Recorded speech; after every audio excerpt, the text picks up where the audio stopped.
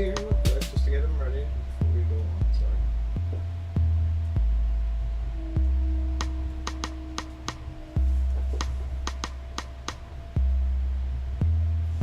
That's alright, it's okay. There we go. Oh.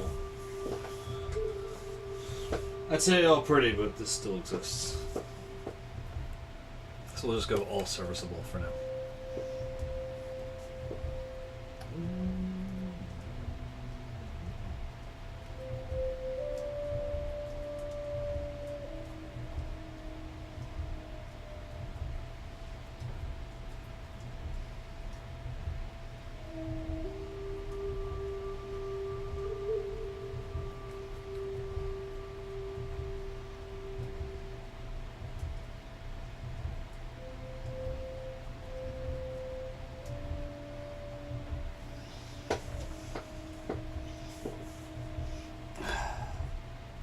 Awkward moment when you know you've been painting from too many photos for too long. Again, let's just look for my photo. It's right there in front of me.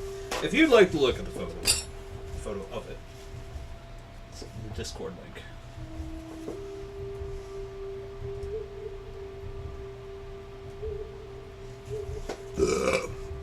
Unless you're watching this later on in on YouTube, at which point there you have no idea what I'm talking about.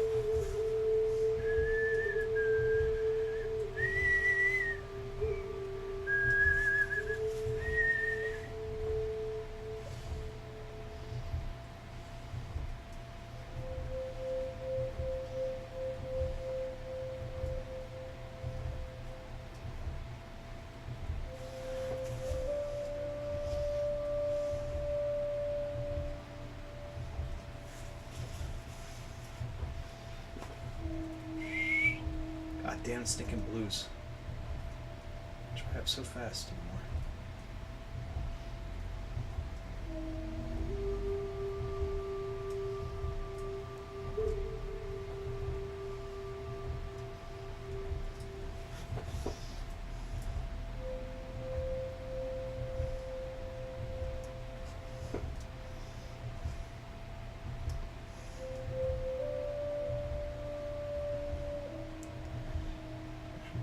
Yeah, that right, okay.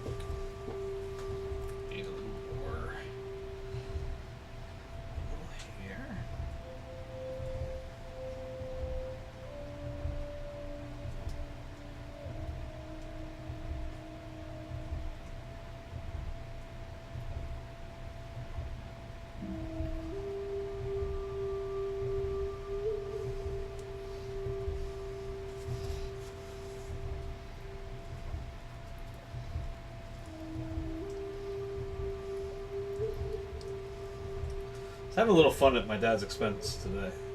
Or my parents, both, could be, sorry. My parents' 50th anniversary is coming up next week. Well, it's not next weekend, the party's next weekend. It's actually 2 weeks away, but anyway. I digress. My dad wanted me to put together a playlist of music that came out in 1969. That was his, thing. And I've been jokingly saying that I listen to more music from 1969 than my parents do. But the fact of the matter is actually, I listen to a lot of stuff that came out before 1969 that was probably still popular in 1969. But reality-wise, there was a lot of shitty music came out in that year.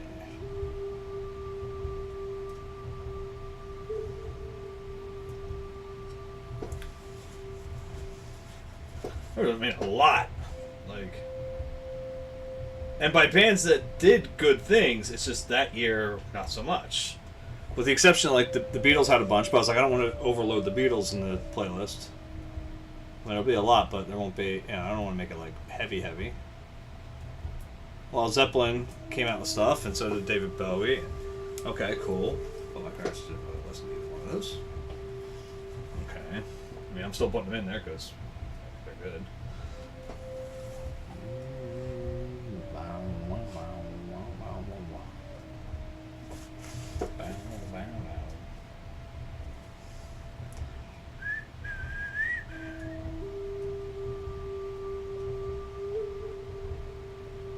Where's the ritual? And tell me where is the taste? Where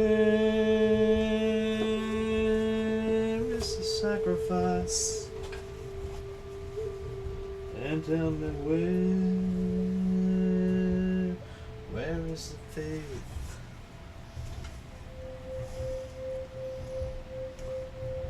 Well, someday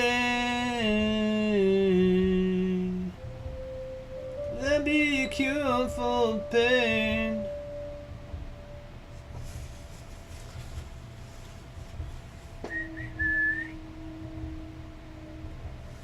That's the day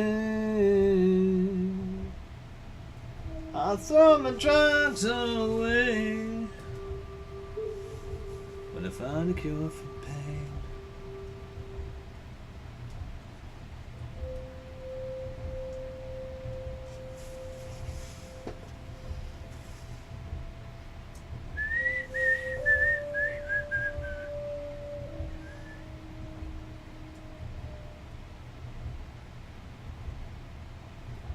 Where is the cave where the wise women went? And tell me where's all that money that I've spent? Well, I propose a toast to my self-control. You see him crawling helpless on the floor.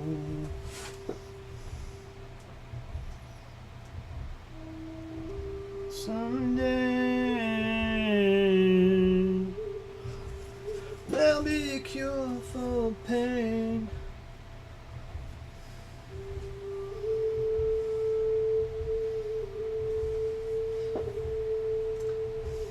That's the day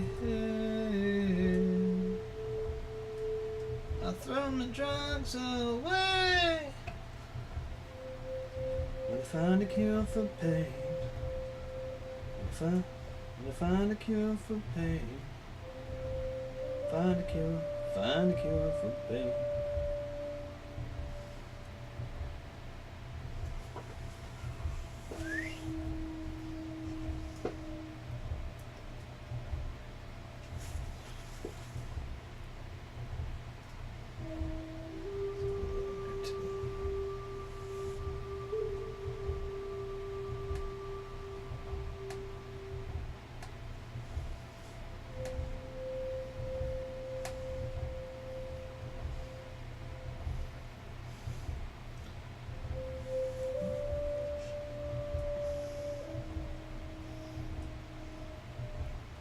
brains. Feel it's a appointed duty. You keep trying to tell me all you want to do is use me. But my answer, they're all that use me stuff. I said I won't spread the news. And if it feels as good getting used, oh, you just keep on using me until you use me up. Until you use me up.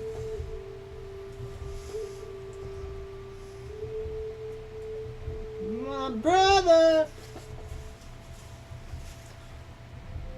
sit me right down and he talked to me. And he told me that I ought to not let you just walk on me. And I'm sure he meant well. Yeah, but when our talk was through, I said, brother, if you only knew, you'd wish you were in my shoes. You just keep on using me until you use me up. Until you use me up.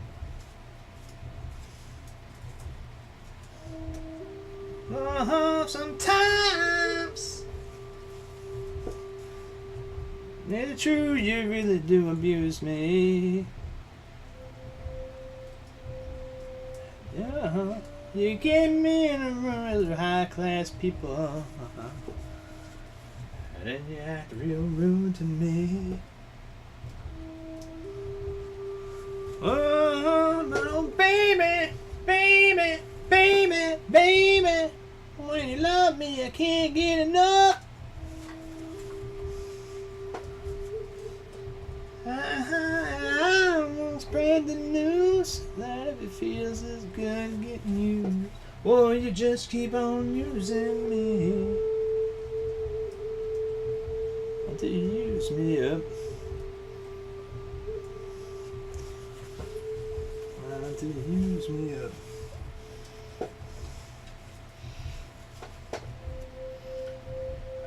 Talking about me, it all depends on what you.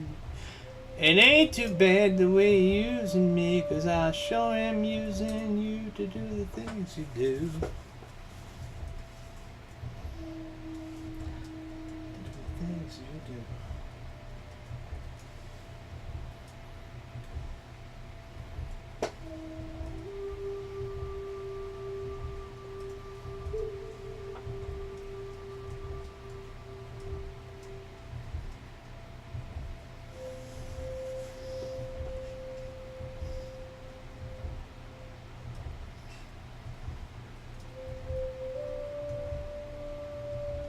Every small hours of the morning,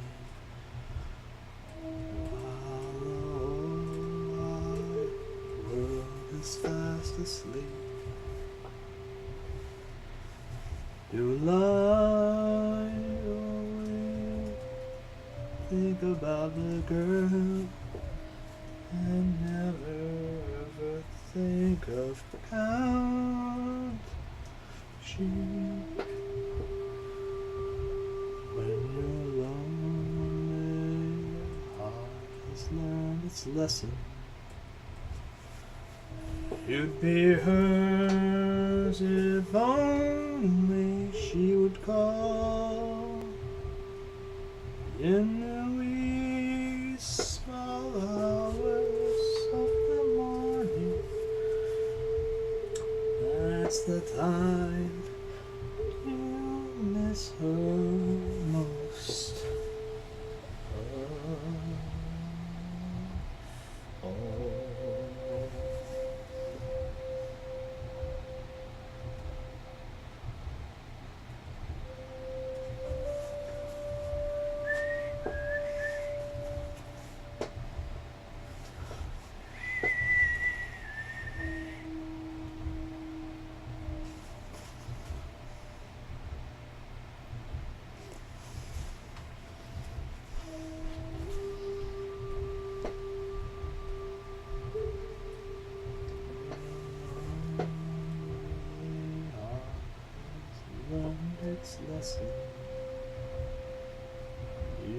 be hers if only she would call in the wee small hours of the morning. It's the time to miss her.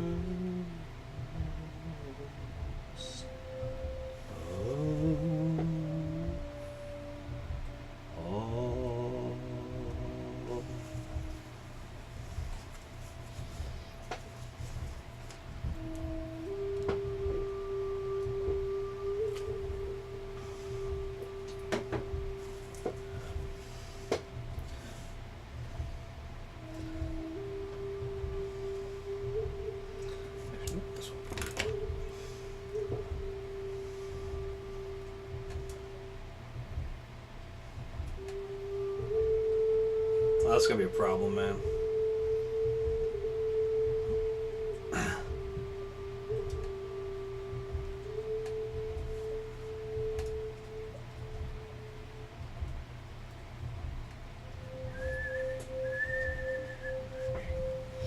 So the thing is, again, I can put together this playlist, but if anyone's familiar with the way Amazon Music works, it's, you add it to a playlist, it's part of your everyday songs. So if you just say, mix my songs, you're going to get the shit that's in that playlist. There's a lot of shit in that playlist I don't want.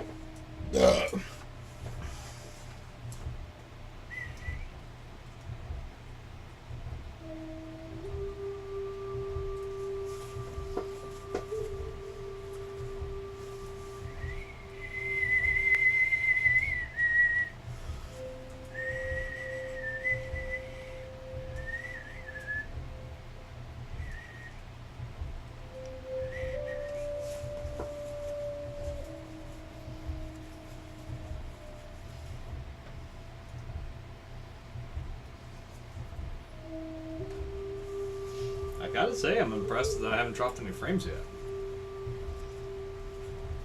I'm a little shocked. Not sure how to behave. Before we start heavily on that, let's start trying to do this a little bit.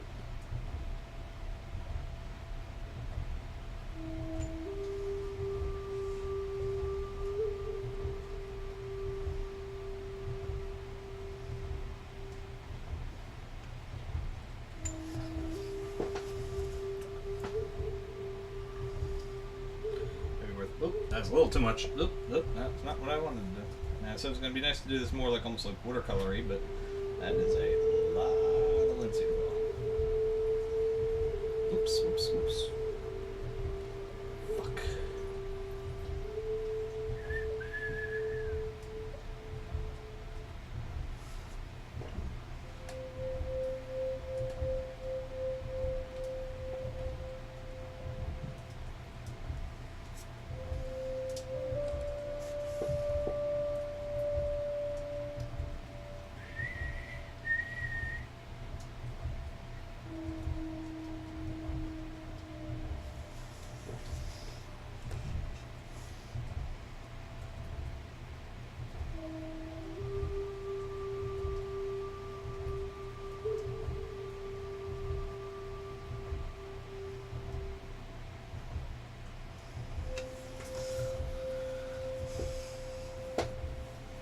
I think for fun tonight, I might decide to get myself really upset again and try to play that stupid, thing I wrote and see if my devices will behave for me tonight.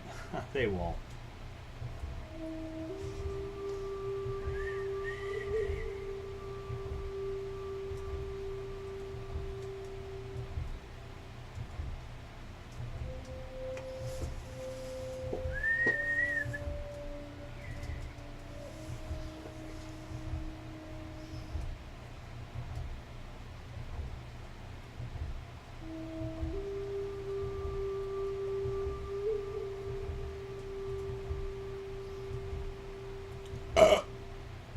Chicks dig it.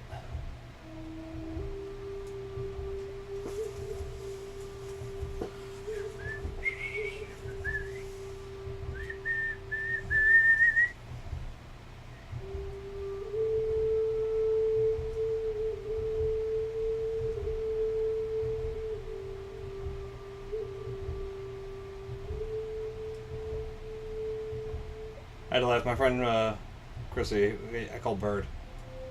It's been her nickname since, you know, as long as I've known her. It was the same nickname her sister had, which kind of like. See, I was blessed of not having the same nickname as my brother. Sort of. When my brother was little, for whatever reason, because of his freckles, his friends all called him Froggy. I, growing up, had a lot of warts all over my hand. Actually, over both hands. So they lovingly called me Tadpole.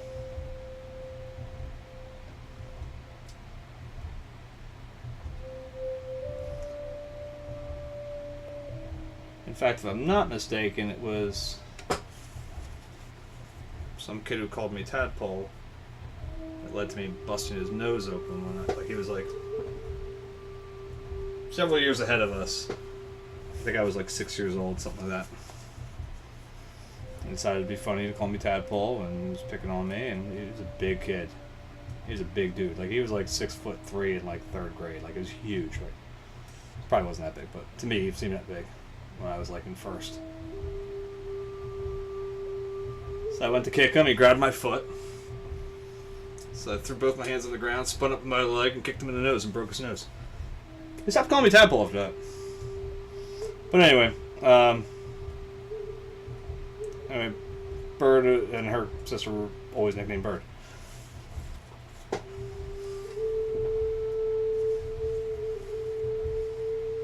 Now later, my brother would be called Cozy, and I'd be called Little Cozy. So,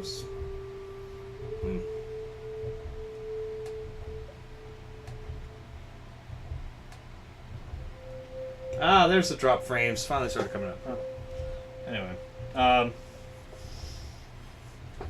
so anyway, Bird sent me a message last night on Instagram, like, "Hey, are you streaming tonight?" I'm like, "No." She goes, "Because right now I'm watching Bob Ross, and I am falling, you know, like, my God, that man had a soothing voice." I'm like, "Yeah." He said, "You having trouble sleeping?"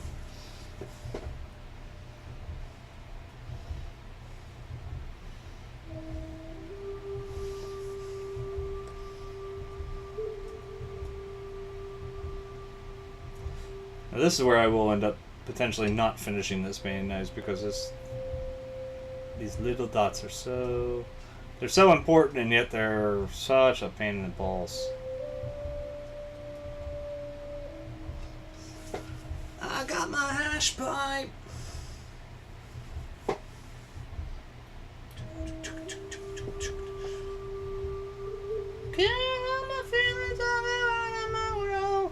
I know that you don't care, but I want you to know.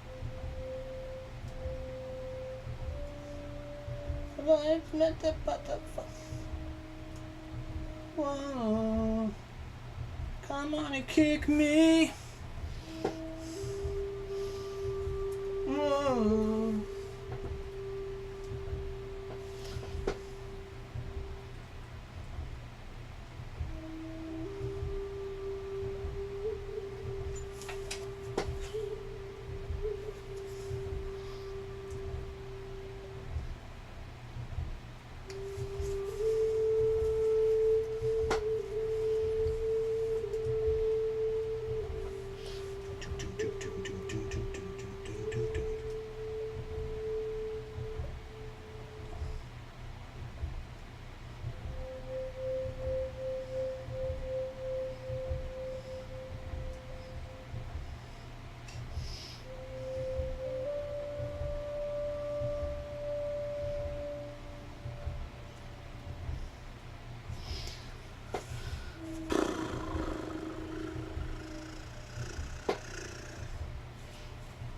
It's funny, the way the shoe has definitely, it moved a little bit on me. It most certainly did. I'm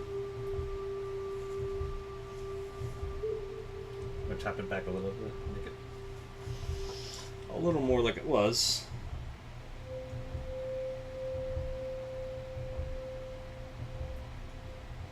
I got my hash pipe.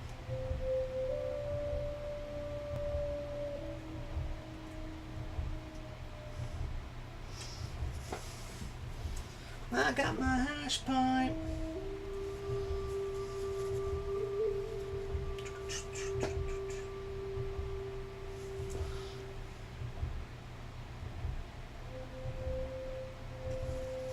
That's too much, too much, too much, too much. Bastard, you put too much on there.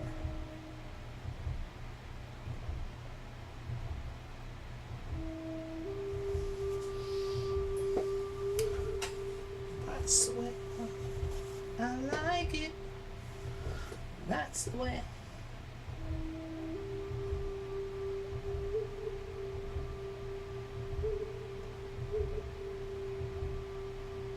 Take it off. There we go. Give me by the hand. Me, I'm your loving man.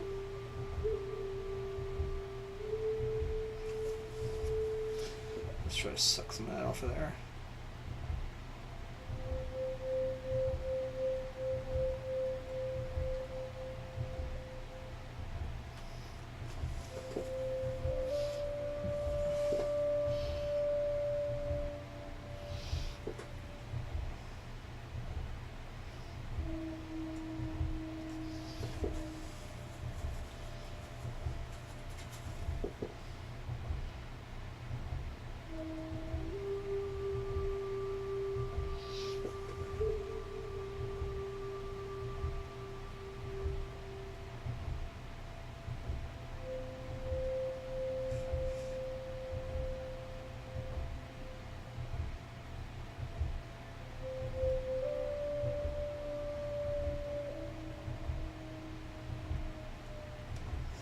I have to say, we were getting our taxes done on yesterday when the whole Bryce Harper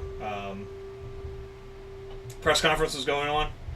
So my father and I didn't get to see it until we got back. We had to watch, on demand or whatever, however you want to put it. And I had to crack up because I got to be honest, talk about a winning goddamn answer.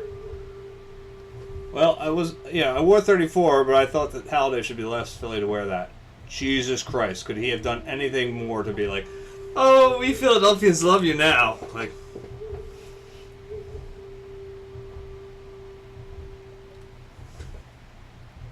Because I'll be honest, I was starting to get to the point of I didn't even want him anymore because this negotiations for the contract were so fucking exhausting and so long. And it was like, oh, just let it be over. I don't even care if we get him.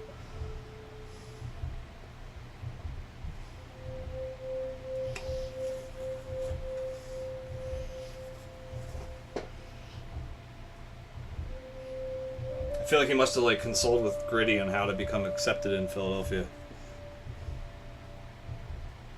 Here's how you become loved by the city of Philadelphia in record time. Wow, I must be so boring. I literally dropped out of my own goddamn stream. That's interesting.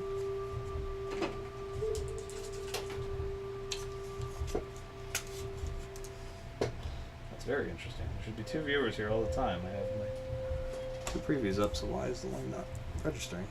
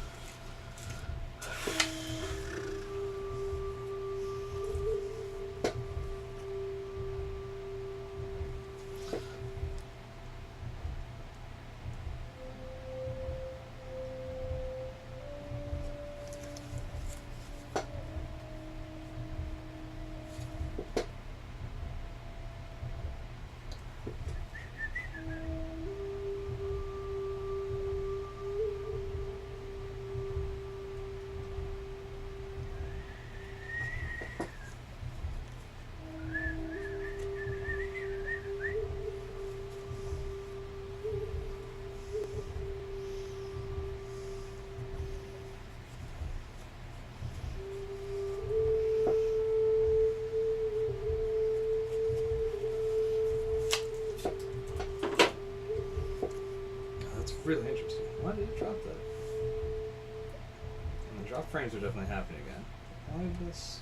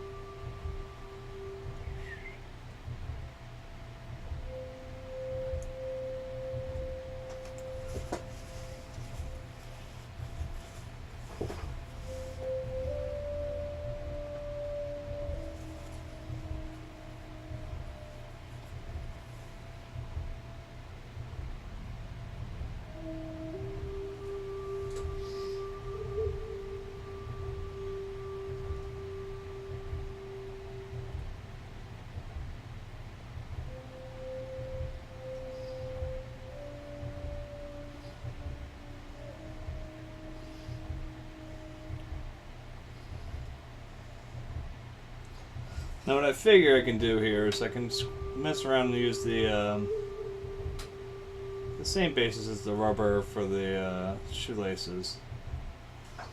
And then we should just be able to darken that a little bit.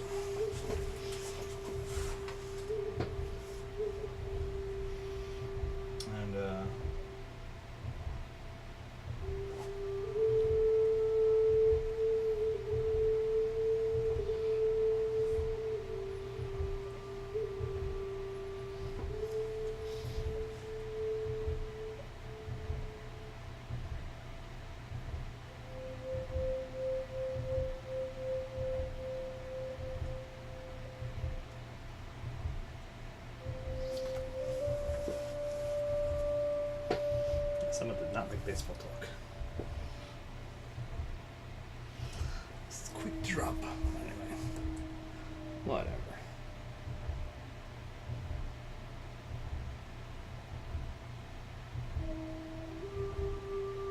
I got my curve of the blue earth. I'm cool.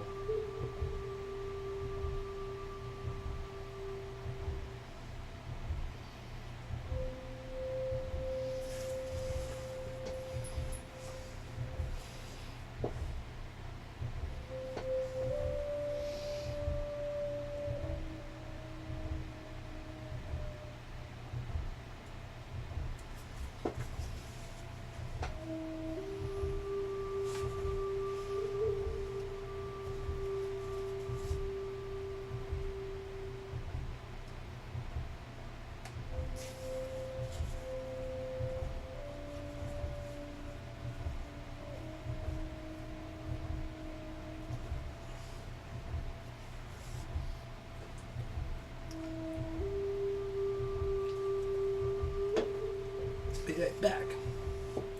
Revenge!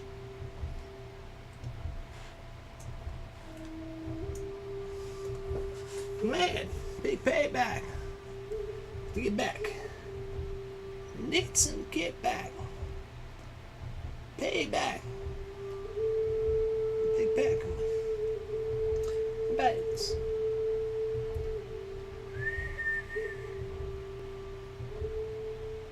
A man. Get down with my girlfriend. That ain't right. Uncuss. You wanna fight? Payback is the thing you got to see. Uh-oh.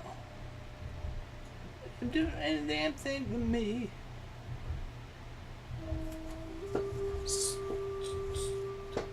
Sold me out for chicken change. Told me she had it all arranged in my mouth, and that's a fact. Now you look, you gotta get ready for the big payback. The big payback. That's where I let.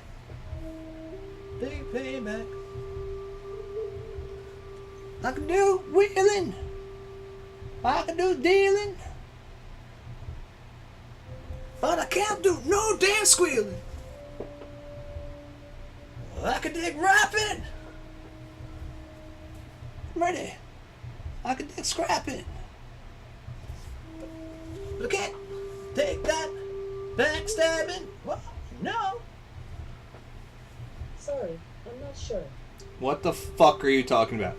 I don't remember asking you a goddamn thing.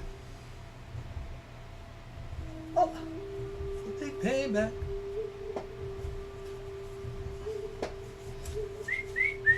Hit it, friend, hit it. Hey. Ow!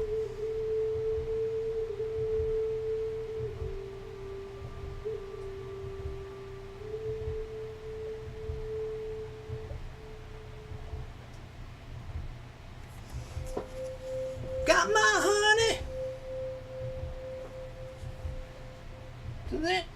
to see what you're doing to me. I can do right. Deal with you. Gotta deal with you. Gotta deal with you. Got dealing with you.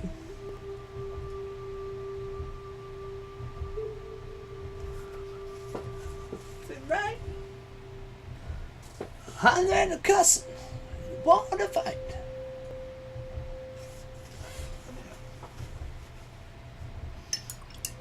Remy, no done favor. Well, I don't know karate, but I know crazy.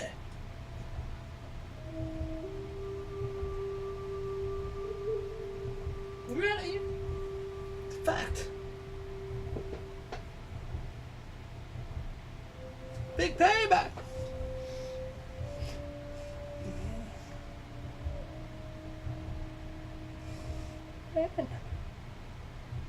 Man. Little man.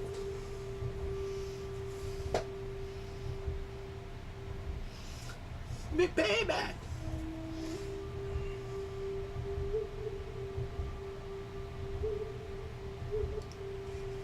As I said, I think for the most part, everything after this will be actually relatively quick.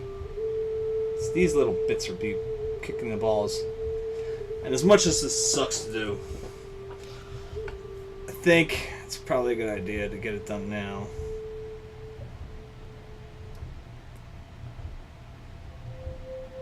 I'm having a lot of trouble with this one though. Like the brush is not turning the way I need it to. Lovely. Gotta keep going back and touching it up. But see, that's what I'm thinking, is that this is better to get done now than try to wait to the end, because it becomes one of those things where it's like certain house chores, you know? They go like, oh, that's the worst one, I'm just gonna put it off. And then you put it off, and then it's like, you know, it's late, and I don't want to do that tonight. And then you're like, okay, I'll do that again, you know, next weekend, whatever it may be on your various honey-do list. And the next thing you know, you haven't done it in 3 weeks or whatever. What she done? Should do it just like she was. Take those kids and raise them up. So what do you think? Right, sister? Take that woman. Don't think she found. Run that mother out of town.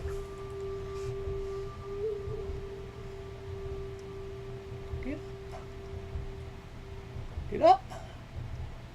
Make me get up, get out. And I want revenge. I want revenge. My patience is the French. My patience is I want defense. I want revenge. I want payback. Some hits. Those hits.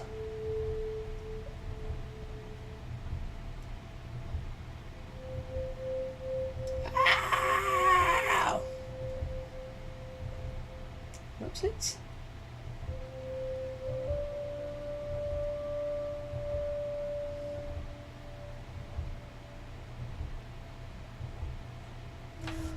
I do not understand some of the sounds that came out of James Brown's throat. They're amazing to me.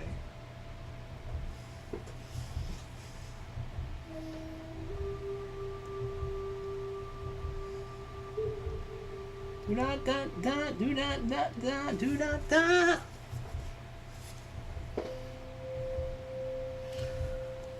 Hey, back.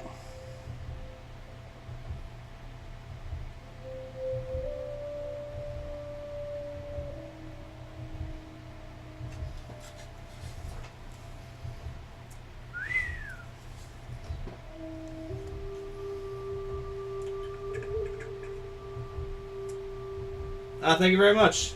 Thank you, Nirvana.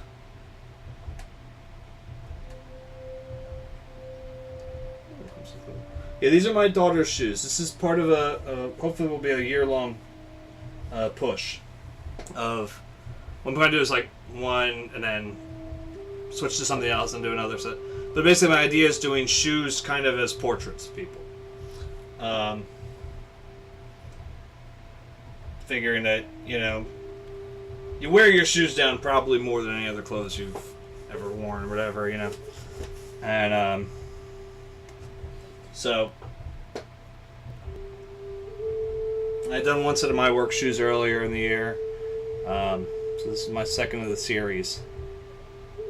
I'd like to get at least, I think 7's doable for the year.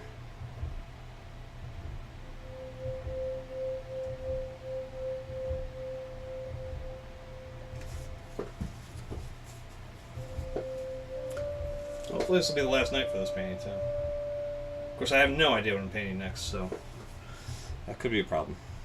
I don't have a lot of time to pick it out tomorrow either, so I have to stay up late tonight trying to figure it out.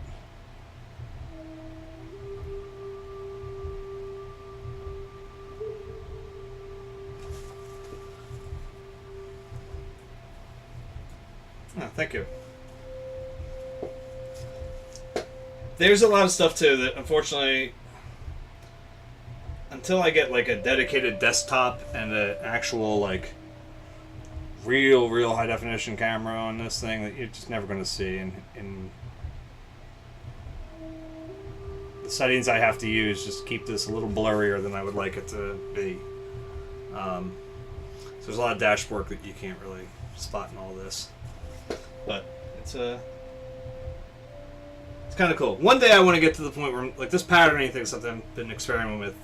It's like, I guess, December, and only here and there.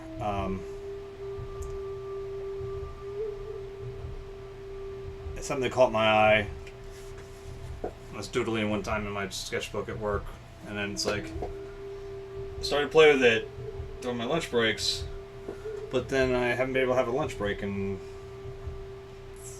almost 4 months, so we've been too busy, and I've had to work overtime just to stay on top of things. So that sucks, but I'd like to see how I can do it with. Well, this is the 13th episode. So let's see. I do 4 streams a week, so this would be, you know, I guess 3 weeks, 1 day.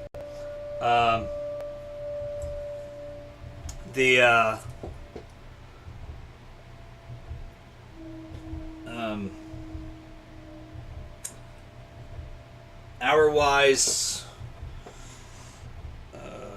probably close to 27 hours, I think. That sounds about right.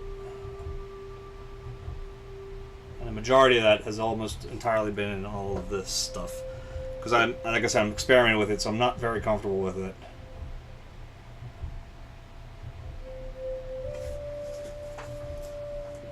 Well, we're busy, but it's busy caused by our own stupidity.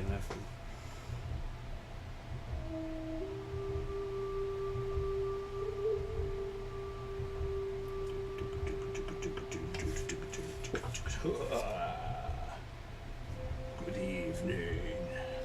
Well, it's working into the late one night. Nice.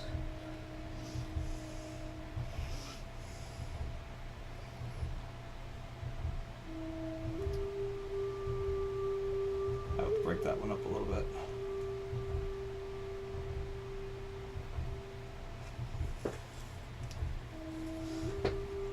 Well, it's a lot of like the way I do it. It's just letting it go, and that's like something I'm not really comfortable with. So it's like I try to let the patterns find themselves rather than be like, okay, well, I'm gonna do this thing, you know, over here or over there. It's like a lot of, okay, well, this feels like this little thing might do something here. Okay, you know, try to keep it interesting looking, not try to repeat myself and.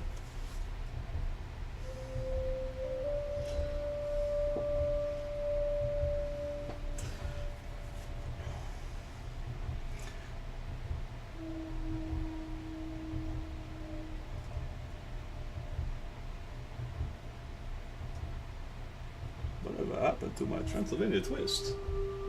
The monster mash.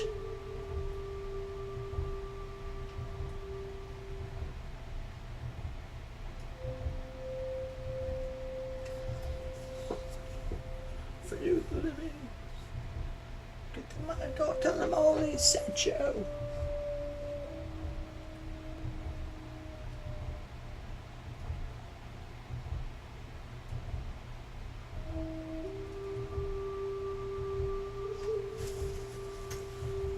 Yeah, I like it, and that's the thing. I'd like to see. Yeah, I have this feeling that if I keep experimenting with it, it'll end up leading to some sort of just flat, pure abstract painting eventually, and that's fine. Like, but for right now, I don't want to quite let myself go to it. I'd rather see what I could pull off on the subject matter for a while, and then we'll see where it goes from there.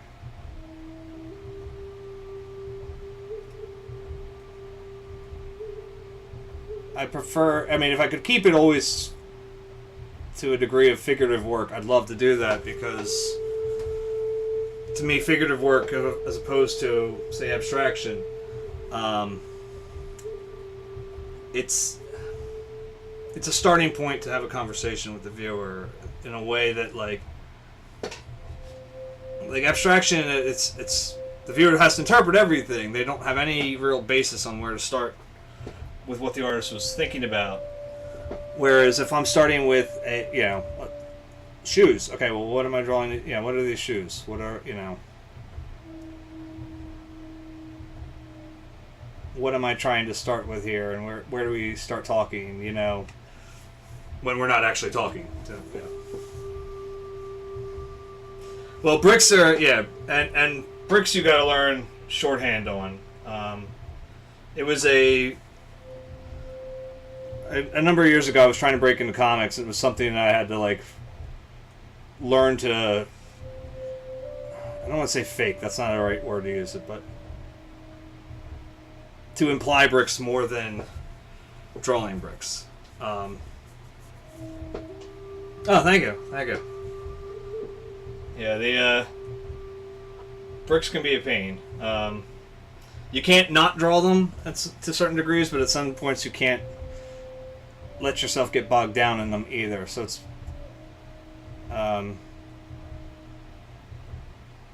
kind of like a there's a little book I can use.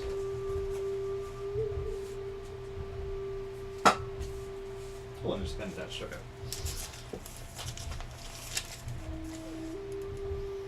I'm going to try to do this real quick, so it's not going to be 100%.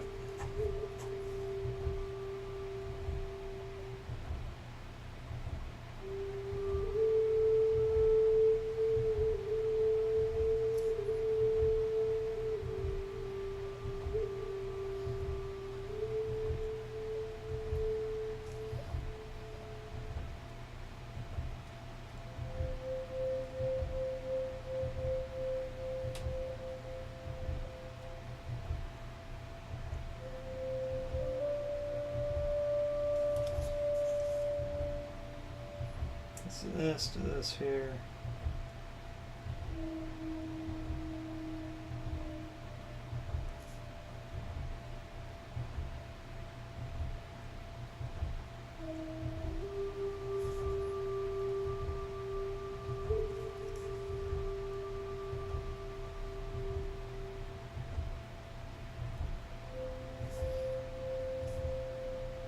Just getting through. I don't know.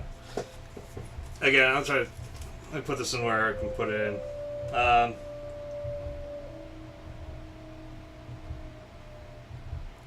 Well, no, that's not what I'm saying. And I'm talking, when I say conversation, I gotta say, I'm meaning like if you look at a Van Gogh, or a Monet, or, whoever, just thinking basically prior to the birth of abstract art,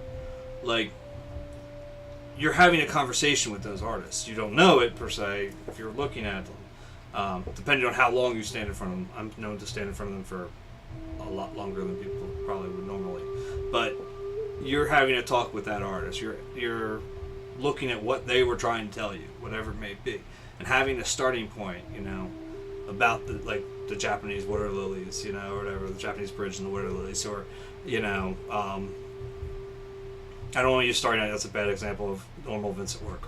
But you're looking at sunflowers, you're looking at, like the harvest, whatever it may be, whatever the subject matter he's talking about, people in the fields, you're having to talk about why is he painting this, what story is he telling you right there, and that's why I look at abstraction, or figurative work a little higher than I do abstraction. And I can hold that up there, like that little corner one, and it's gonna probably be terribly out of focus because it's manually focused right now. But like drawing bricks, you have to learn to just start to imply a little bit, And the farther you get away from wherever your main part of the drawing is, you start doing less and less, so you can get yourself out of having to draw all these little, and that's exactly what I mean.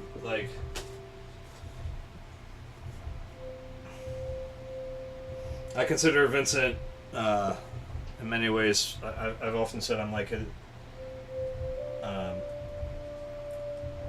I'm his apprentice separated by hundreds of years. Yeah, well, not hundreds, but a little over 100 years. I've only started to move out of my apprenticeship recently. That's how I look at it. And so I feel I know him quite well. The benefit of someone like him is there's a lot of letters, so that helps too. You get to the mindset of what he was doing at those times.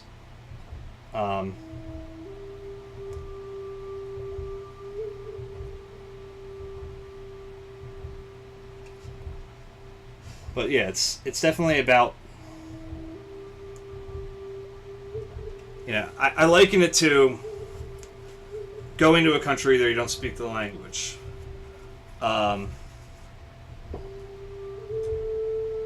If you have nothing to reference, then you'll never be able to really learn that language. I don't speak a lick of Japanese, and I keep trying to learn it. But if I were to go to Japan, and I want to buy an apple, I can hold up an apple, I can show a picture of an apple, and be like, apple, and then they'd say whatever is Japanese for apple. And then, apple? And they'd say Japanese for apple, and I go, oh! I repeat it, and now it's like, okay, how much, and I would at least know yen, but, and they start spitting out numbers, and you can work on that stuff and crack a little bit of the code, so to speak, even in just one little conversation. And so, with abstract work, it'd be like going to, again, say Japan or whatever, you don't speak the language, and you can't touch anything or point at anything to try to figure out what it is. Maybe you'll pick something up if somebody gives you a hint, but otherwise, you're on your own and you're fucked.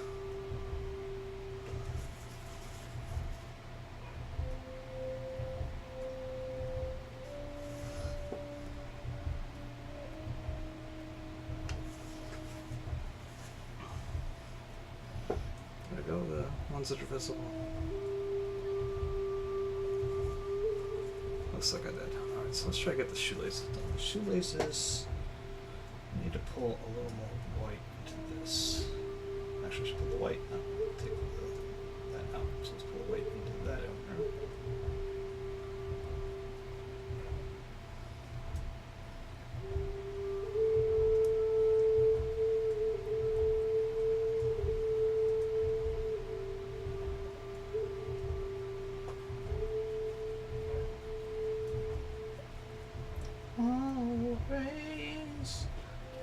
Conscious one who always suffers the wound child.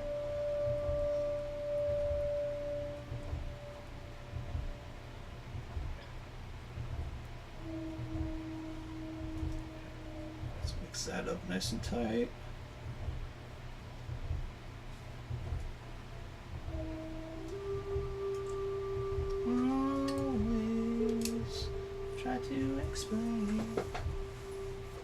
Ah, thank you for the follow.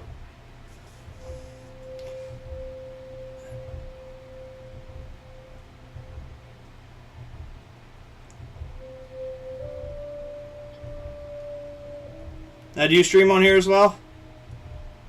I mean, you said you don't do art, but it's not impossible. There are. I don't want to make it sound like I'm bashing abstract art. As I said, there's very strong potential. This will lead to that eventually, and the way that people would have that, be able to have that conversation would be starting off on somewhere in this range of my paintings, then working their way to that abstract art that this may likely become. There's very good abstract art, and I don't want to make it sound like there's not. There's usually, though, it requires a little bit more insight, I think, than just going and picking up a piece. I find that a little more difficult.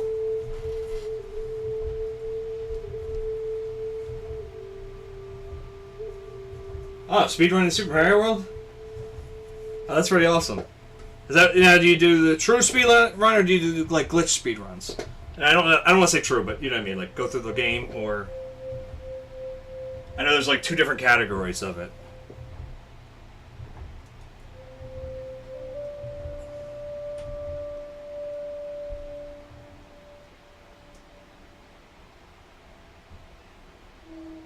I have a love-hate relationship with Super Mario World. I mean, I had it like when it first came out. I loved the game. I did enjoy it a lot. But Jesus, the one Ice Star World killed me. Oh, I hated that board. Oh, I'm having flashbacks.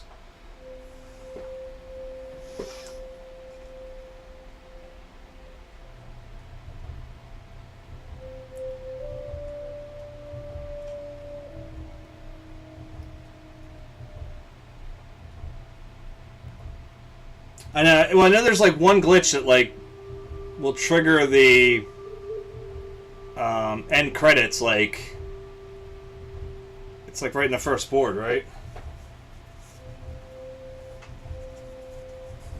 I just that ice one. I don't think I had as much trouble with. Well, maybe there's a balloon one in the Star World, right?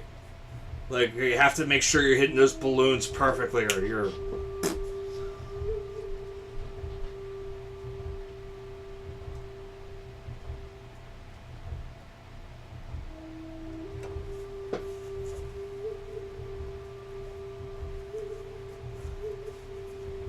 Yeah, I know. Yeah, I've seen it. I know it's like somebody did it on well, they showed it on Kotaku, and I was like, I don't even understand what's happening here. Like I'm trying to follow them. They're literally wrote it out in front of me. I'm going, I still don't know what's happening.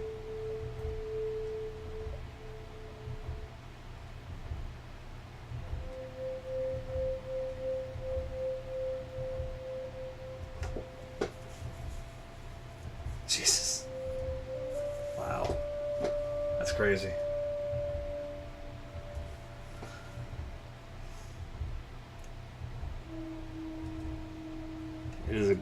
It was a good game though. I truly, like I said, it's just more of a, I know I was inept. Freeways twisted like knots on the fingers.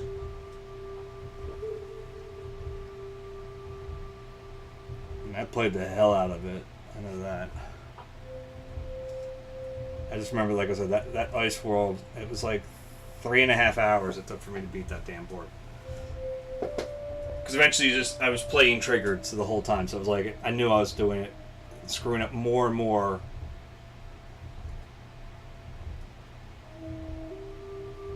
You are going to Reseda. We're going to a model from Ohio whose real name you don't know.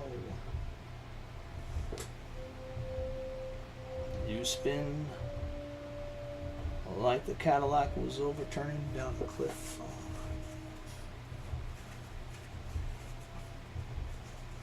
That's totally acceptable. What else do you play? I'm pretty much a one-trick pony when it comes to playing. I play Rocket League badly, and that's about it. Been playing that Spider-Man game for the PS4, but dude, that's fine. I'm very bad at typing especially when I'm on my laptop. Laptop keys just seem to be like not placed well enough for me, or whatever. I'm listening to Los Angeles.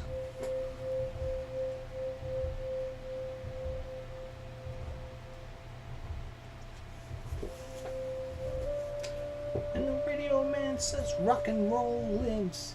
And the radio man says it's a beautiful night out there in Los Angeles. It's also worth noting, half my customers are borderline illiterate, so I have to figure out my stuff.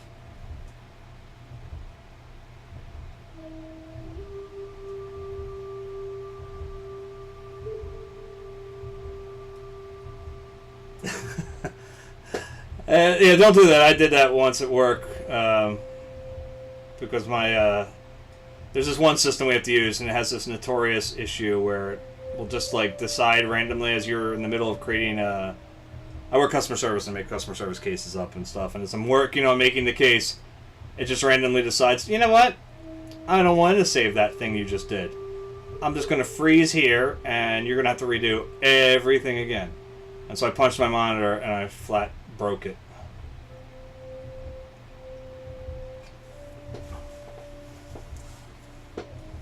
Which was actually not near as bad as when I actually was in a very bad call with a customer. And when I got off the call, I threw my headset down so fast, so hard that my headset broke, and part of it shot off and hit the monitor like a bullet, and literally, the LCD screen just spiderwebbed on me. Eat long and luminous.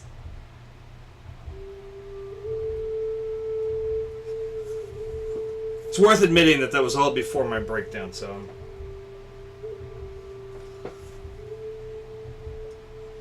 it's before the meds. You are listening to Los Angeles.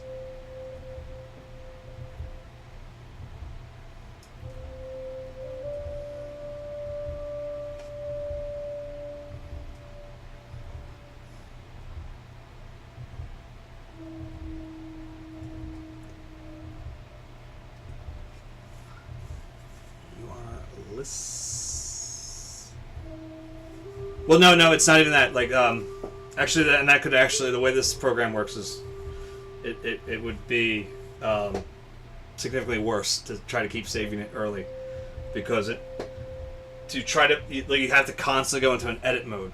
So if I save it, it literally will close it, and then I have to go back into it, hit it in edit mode again, which basically just reopens it. And it may still, I'll type everything in, hit save, and it'll spin wheels, and then just give up on you. It's a terrible program, and I was part of the beta testing team, and I was saying, hey, this is a terrible program. You've got a lot of stuff you need to fix on this. And they said, well, Germany is telling us this is going out next week, so we're just going to go ahead and ignore everything you've just said. And I said, well, why did we beta test if we're not going to correct everything? And they said, Germany said we're going to release this next week. And I was just like, so we did this just to do it? And they were like, yeah. And I'm like, okay, that's moronic. Normal customer service jobs as a job, look, I'll be honest, I've worked in a bunch of them. Most of them I've been at, I actually have not had a really terrible time, and this is coming from someone who worked at Sprint PCS in the store when Sprint was really bad. I mean, I was in the 10th slowest store in the country.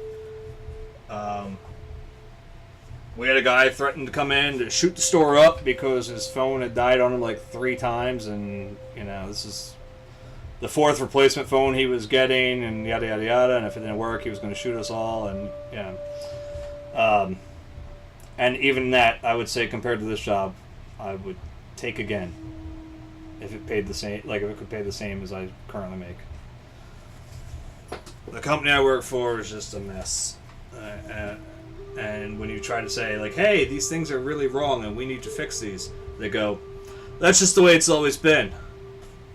And it's like, okay, fuck you then, okay. They are a German-based company. I probably shouldn't really spit their name, but I do it all the time.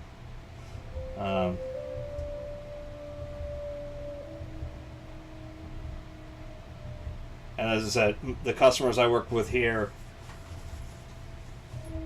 I'm just stymied by so often that these people like don't drown by looking up during a rainstorm.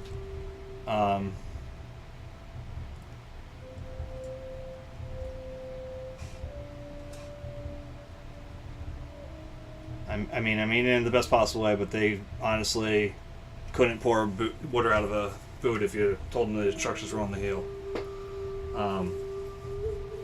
So, under normal circumstances, I would say customer service is a job. It's normally, I mean, it's people suck. I mean, that's a normal thing, and you can normally deal with that. But this one in particular, just, ugh. I've been trying to get out for years. But as I said, like, it literally led to a breakdown. I had a full-on mental breakdown a few years ago, and I can't throw all the blame on my company as much as I can say that there were a number of incidents that occurred, and one of the worst things I had done was I'd sealed up the studio for about 3 years prior to it. And when they finally put me on medical leave because I was borderline not functioning as a human being anymore,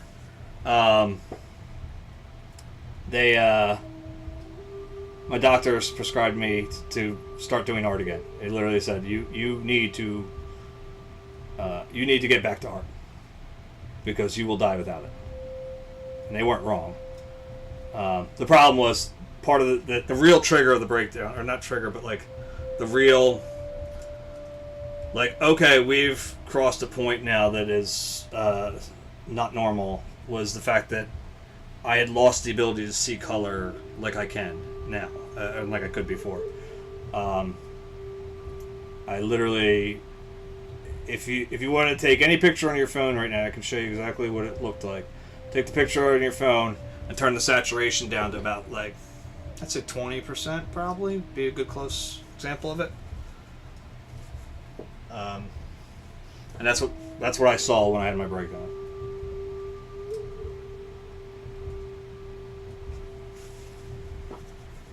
And so, like I said, this job sucks, but I keep trying, but I just can't find anything that pays close enough. I don't need to be at the same, like, if, you know. But it is what it is. I look at it this way. I get poisoned there every day, and then I come home here and I take the antidote in this. So if I could make the money off of it, sure. If you know, if I had enough subscribers or viewers or whatever, absolutely, I'd love to try it. You know, one could, I guess, imply that potentially my work would be selling into, which would be extremely helpful. Right now, I just view the stream primarily as a means to stay on schedule. When I first started painting again, it was a lot of like this studio has no natural connection to my house. Like, it's an old garage that the guys that lived here before us, they sealed it up and they turned it into like his shop, right? So it's not connected to the heating system whatsoever. So it gets cold in here very easily, especially here in PA winters, man. So I have to use space heaters and stuff just to stay functioning. And so a lot of times I would be last year, or like say 2 years ago when I first started painting again, I was like, it's cold, I don't want to go out there, you know, it'll take an hour for the things to heat up, and by the time I won't want to paint, And now that I have a set stream schedule, viewers or no viewers, I'm out here, you know, on those days at those times, and I'm working. And that helps a lot.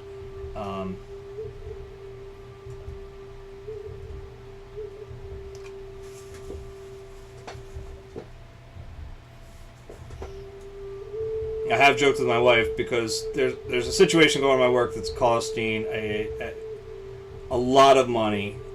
Like, they're losing a lot. And there's literally nothing that people in my position can do anything about it. And there's no clear resolution in sight and all this stuff. And I keep saying, if they lose enough, man, it's like they may start talking layoffs, and I will seriously turn to Katniss fucking Everdeen. You know? Like, I volunteer for tribute. And then I told my wife, I said, I'll spend, a month or two in the studio just trying to stream 8 hours a day, see what happens. One of my more successful streams was to celebrate becoming an affiliate. I streamed for 24 hours.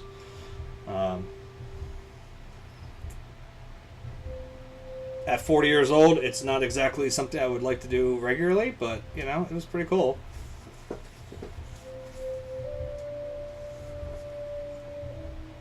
Got some followers, got some subscribers at the time. They were using the Amazon ones or whatever. Yeah. But again, like I said, I try not to think of it that way. I try to focus entirely on I'm out here and I'm working, and that's all that really matters. I mean, sometimes it's bummy when it's like there's nobody here, like if it's been a real rough day and it's like I just want to have something like feel like somebody's seeing the work, I guess, like, and there's nobody on. It's like, oh, it sucks so bad. Like, but again, I have to like spend a little time after the stream's over and just remind myself, like, that's not why we do it.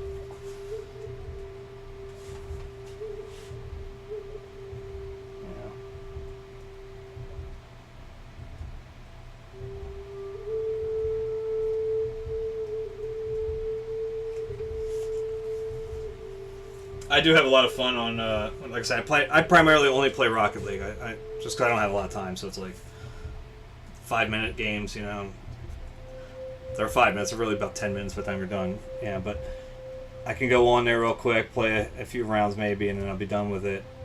But I have my Twitch channel as my Steam name, because I figure it's free advertising.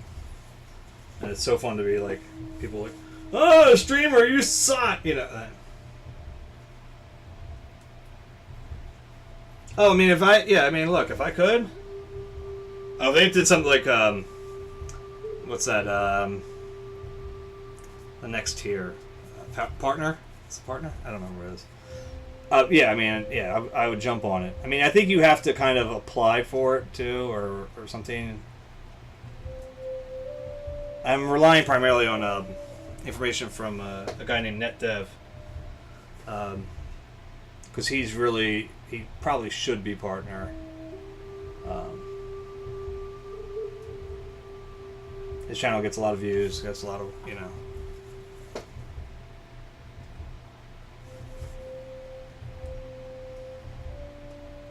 That's when I watch his, and he talks about how he's applied for it before, and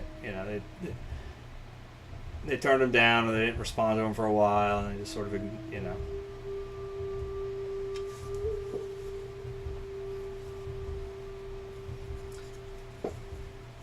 I enjoy it. There's some days it's it can be toxic as hell. And look, I'm pretty terrible. I'm at best. I'm trying to think where I am right now. So I have it on my Steam account, and I have it on my PS4. I think my PS4 account, I'm a Plat 2 Division 1 or 2. And on my Steam account, I'm Plat 3 Division 2 right now. I think I just dropped. So I'm pretty bad. Especially when you consider how long I've been playing the game. But, I pick it up for a few minutes a day, I can't be one of those guys like I watch all the videos of people, how to get better. Go into free play for 4.5 hours a day. Like, no, I can't. I literally cannot do that. My wife and children may have a severe problem with me doing that.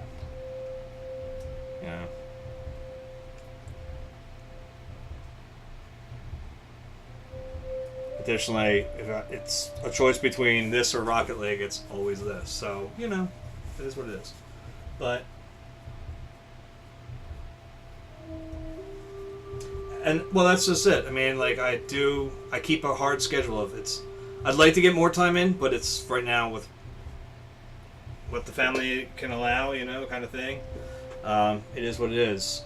But I stream every Sunday night, 7:30 to, usually it's 10-ish. I might go over. Like tonight, I might go over just because we're nearing the end game here. I'd like to see if I can finish this tonight.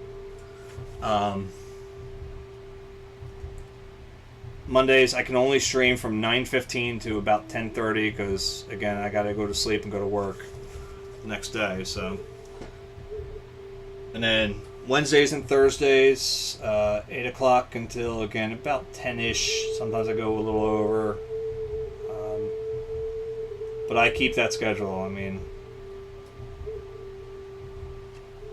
I feel bad sometimes telling my friends, like hey, can we go do this? Not if it's at night. No, it's a stream night. Sorry, buddy. Like, I gotta hold tight for now. Now, next week I will have to do, like, a little bit of a shenanigans. Alright, man. You have a good night. It was nice talking to you. Thank you again for the follow. I hope to see you again. Now, we'll probably check out your... you said you don't stream much, but... That's playing car soccer. Well, my son would be more pissed about the fact that I'm taking his video game time, but...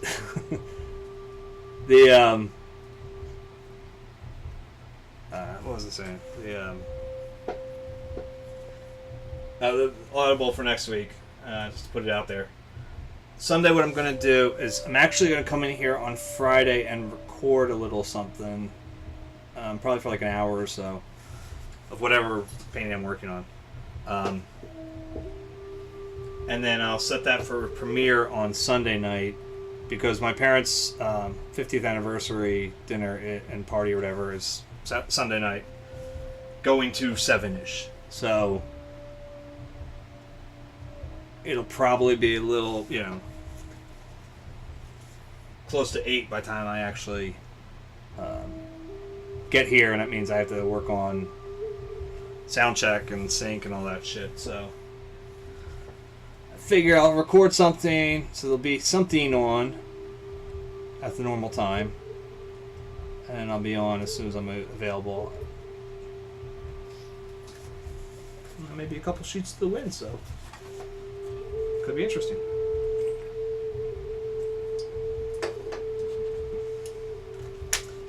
I could flat destroy whatever painting I'm working on next.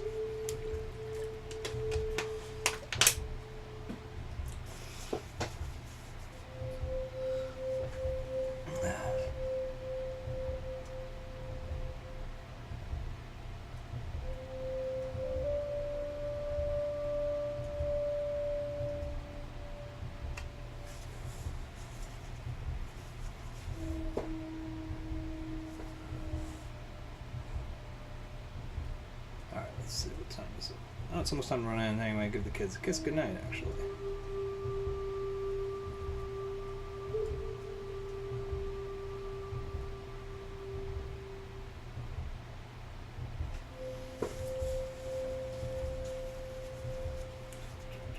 Who's playing? I don't hear anything.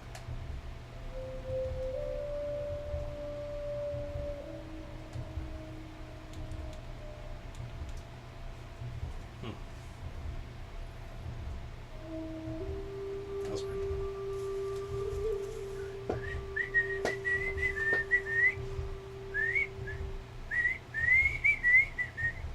I'm not the guy who cared about love, and I'm not the guy who cared about fortunes and such. Never cared much. Oh, look at me now. I never knew the technique of kissing. I never knew the thrill I could get from your touch. Never knew much. Oh, look at me now. I'm a new man, better than Casanova at his best.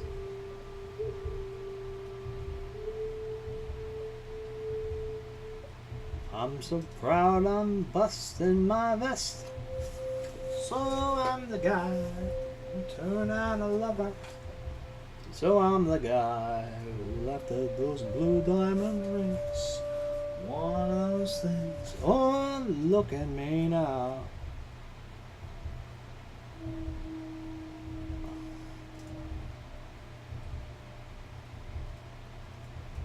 Now, in Frank's defense of laughing at those blue diamond rings, diamonds are inherently worthless.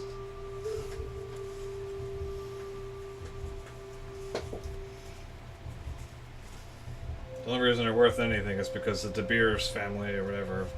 Like the De Beers company sits on a shit ton of them and forces demand up, or cuts off the supply.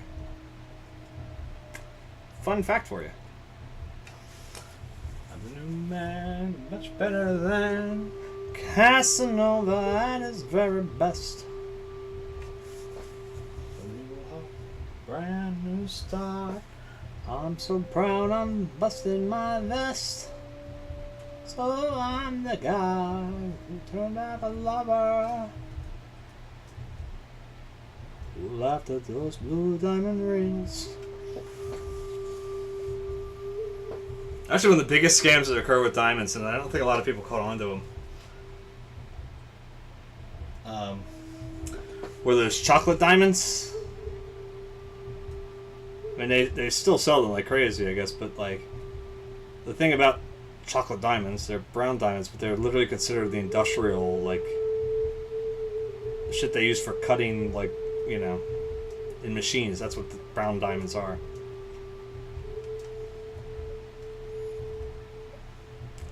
It's tricky, tricky, tricky, tricky. It's tricky to rock around. That's right on time. It's tricky. Met this little girlie. Her hair was kind of curly. Went to her house and bust her out. I had to leave real early.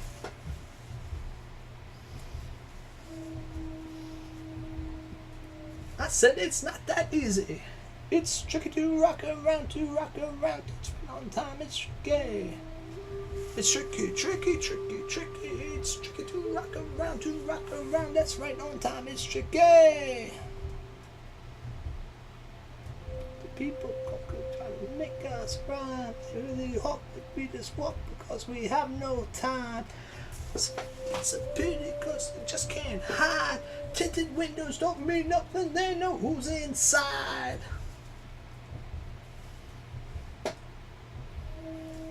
How was it?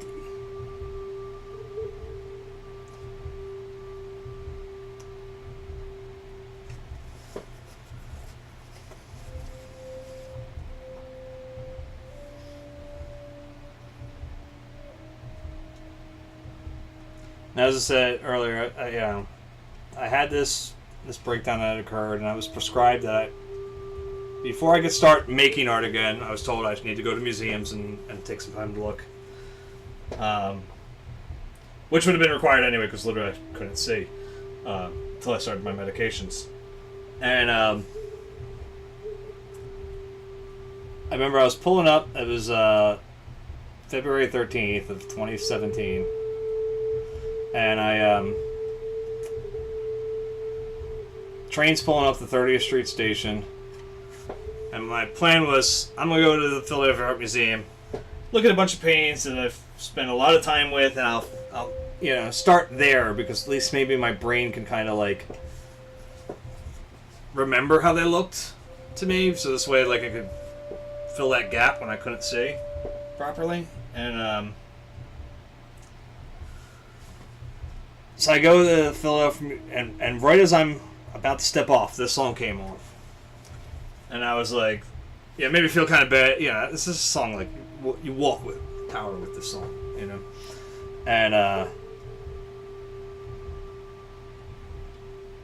And mind you, there were lots of other songs that came on too, but this one stuck out. And finally, I get up to the Philadelphia Museum of Art, and it happens to be a Monday, and they were closed on Mondays. So then I'm started off strong, and then I felt like an asshole by the time I got to. It's kind of funny. But thankfully, the Barnes Foundation was open, so I went there that day. Stuff. Maker of children who weep for love, maker of this birth, tell your deepest secrets alone to me. I will not be moved. I will not be moved. Don't try to find the answer when there ain't no question here. Brother, let your heart be wounded and give no mercy to your fear.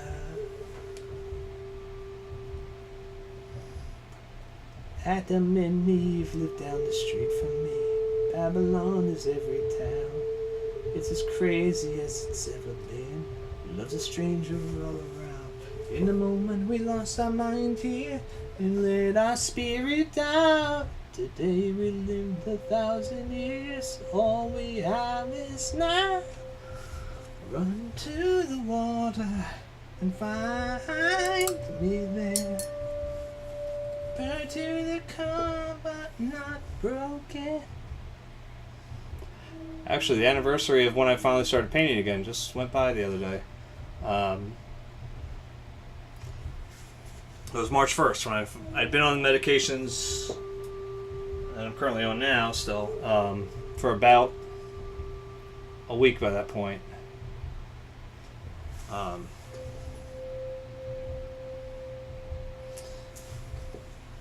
And they took about long until it started to level out so I could actually see. And so I came in and I started painting my tulips.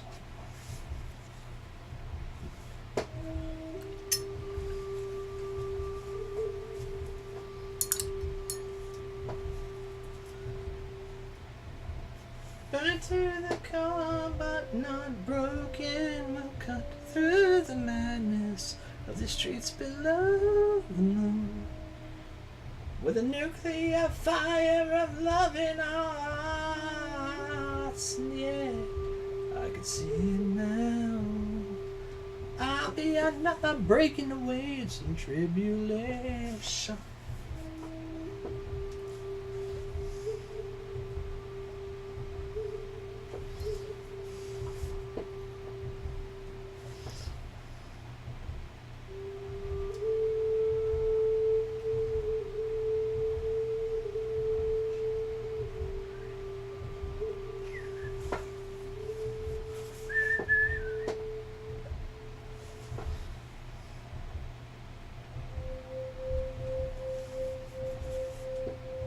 Run to the water and find me there.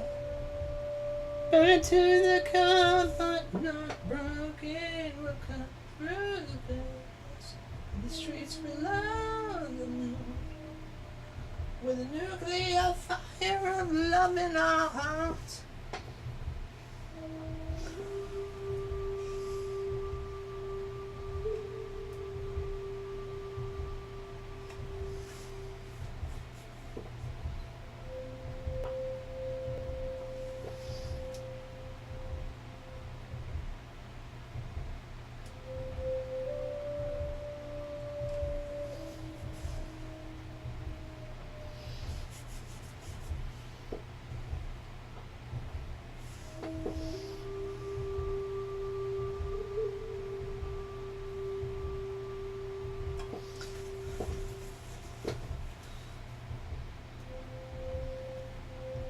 Now, I did get a haircut today, and the reason I'm wearing my hat is because there's a little part of it needs to be fixed.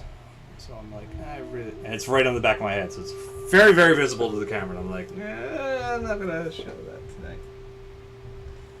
As soon as I was doing the sound check, I was like, oh, look at that! That's a big old spot that looks wrong.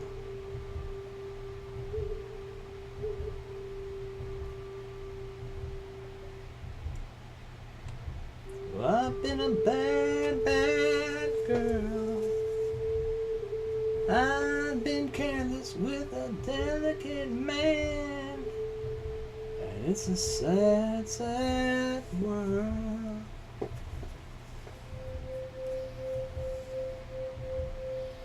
Let's see. Let's put.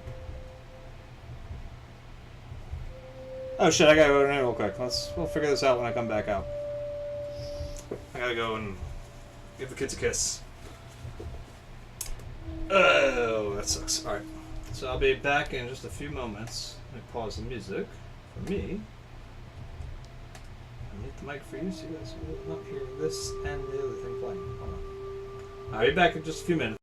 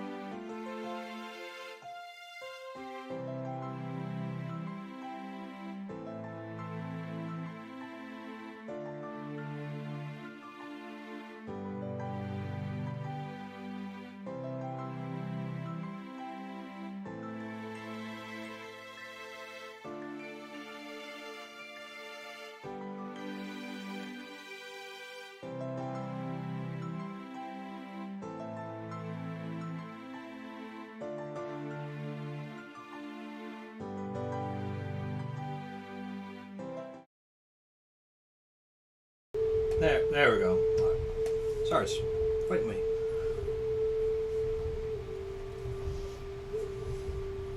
It's funny, I may have just accidentally figured out an exact way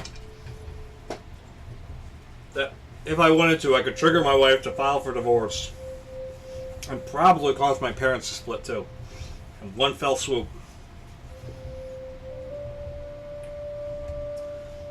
I've been watching a lot of like John Mulvaney clips for like the past week or so. He's funny as hell. But normally he gets me to laugh. But I was crying at my desk the other day. And I say watching. I played in my ear. Anyway.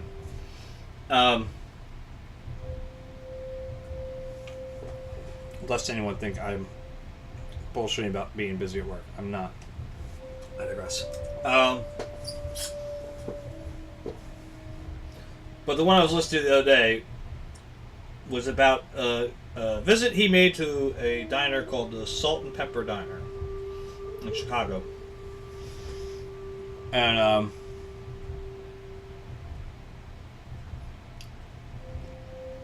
he describes it as the best dining experience he has ever had.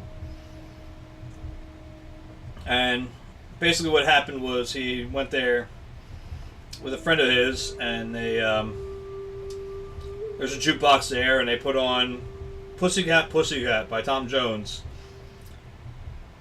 like 21 times or something ridiculous like that. I think it was actually 20 times, and one of the times, like kind of after like the 6th time it played or something like that, was It's Not Unusual.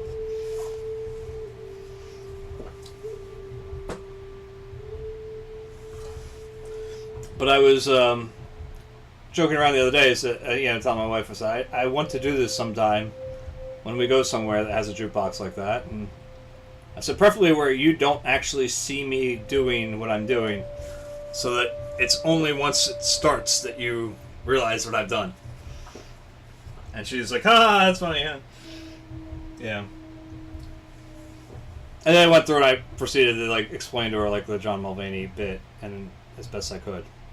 And I'm not going to do it because I explained it very badly then, and I'll explain it worse tonight, so look it up for yourself if you want to. But anyhow, as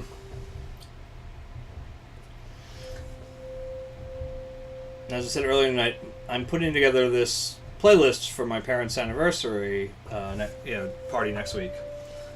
And while I was looking through, music that came out in 1969, which is what my dad asked for me to do, I see a Tom Jones album. It's Tom Jones come out. I'm like, oh God, please let there be Pussycat Pussycat on this album. And it is not. But I was telling my wife about that just now as I was coming downstairs. And I said, I was like, man, if I saw that, it would have been real easy to make a 4-hour playlist. Just Pussycat, Pussycat. And she says, no. Like, I will flat out leave. like, man, she may mean leave. Not leave the party. Like, flat out, nope, I'm packing the shit up. We're done. And I was like, I'm pretty sure my folks would. You told him to make it, Bill! That kind of thing. Hopefully this isn't a night that my mom's watching.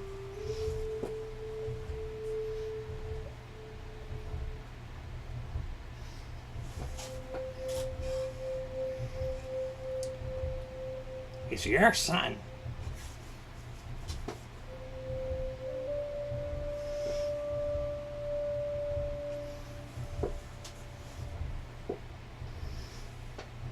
Let's try to speed this up a little bit. We gotta try to get moving.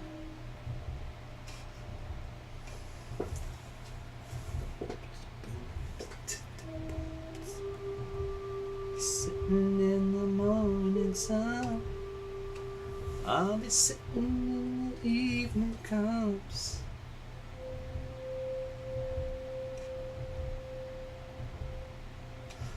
The Mulvaney bit, though, does end with the jukebox getting pulled, like they pull the plug on it.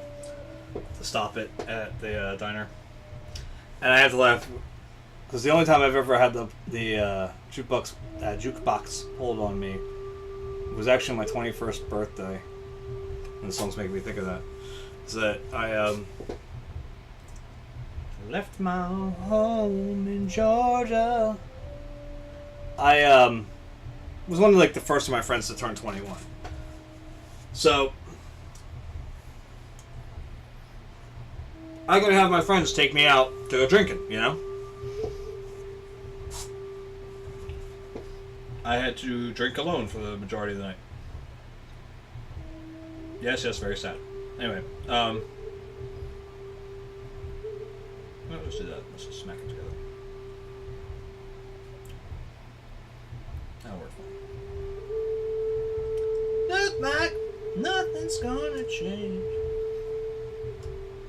So after being to a few bars, and by the way, I also did not drive yet, so I had to walk everywhere I went. So again, that's a good thing. You don't want to drink and drive. I digress. Sitting here resting my bones with this loneliness that leave me alone. 2,000 miles I roam just to make this dock my home. Now, anyhow, so I'm wandering around the Delco region, drinking wherever I can, you know. And so the last bar I go to, by the time I got there, you know, I'm a little bummed. It's like, it starts to hit you like, wow, I'm drinking alone all day, you know, like, and especially for someone like me who has major depressive disorder, it starts to kick in, you know. I wasn't really fully diagnosed back then, I guess. Like, I knew I had depression, but thought I had it primarily under control.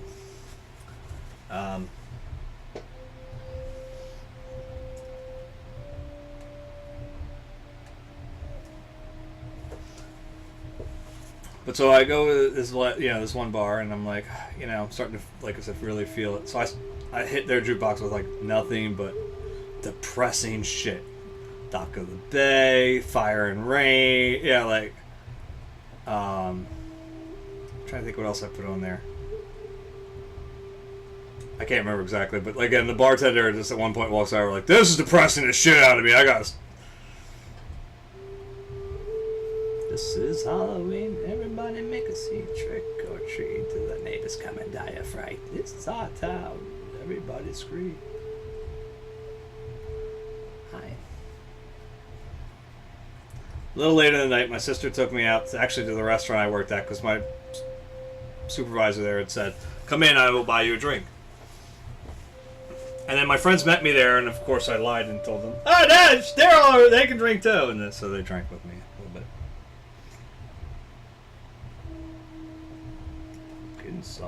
We're in this town, don't we love it now? Everybody's waiting for the next surprise. Down that corner and hiding in the trash can, something's waiting just to pounce and howl. This is Halloween. Aren't you scared? Well, that's just fine. Say it once, say it twice. Take a chance and roll the dice. Ride with the moon in the dead of night. Everybody scream. Everybody scream. I am the clown with a tearaway face. Here in a flash, then caught without a trace. I am the who when you call, who's there? I am the wind blowing through your hair. I am the shadow on the moon at night, filling your dreams to the brim with fright. This is Halloween, this is Halloween, Halloween, Halloween, Halloween, Halloween, Halloween. Tender love lies everywhere. Life's no fun without a good scare. That's our job, but we're not mean. In our town of Halloween, in this town, don't we love it now? Everyone's waiting for the next surprise. Round and Jack might catch you in the back and scream like a banshee, make you jump and of your skin. This is Halloween, everybody scream, won't you please make way for a very special guy. Bound a carcass, king of the pumpkin patch. This is Halloween, This is Halloween. Halloween, Halloween, Halloween, Halloween. In this town we call home, everyone hail to the pumpkin song. La, la, la, la, la, la.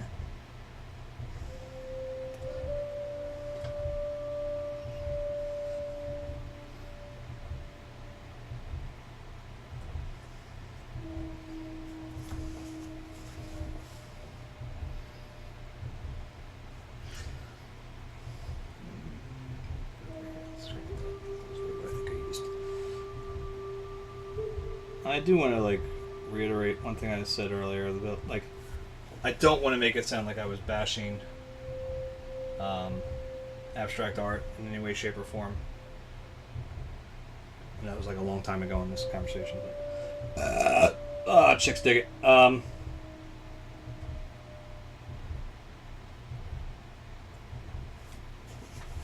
just think it takes a lot more work if you're not familiar with the arts to really get it. And I know there's a lot of people that maybe they claim to like abstract work or more cerebral stuff because it makes them feel better, that they can just sort of say it and they just let it go and they don't really do much with it. And I mean, if that's what you're looking for, look, as I've said many times, I'm married to a woman who literally spends seconds in front of a painting. Literally walks like that past them. I mean, you know, so I totally understand and do see how people view things like art like that, and I get it. They don't look at it the way I do, and that's fine. And you know, hey, if you're not looking to really sit down with a piece and try to figure out what it means, like, I get it. You know, I used to be a lot more elitist about it and be like, "Oh, you don't understand."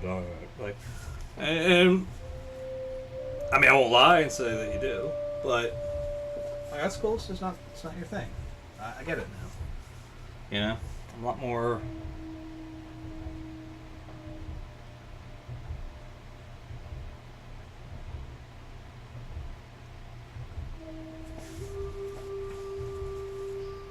In some ways, I'll be honest. In many ways, I find myself envious of people that can do that. Like,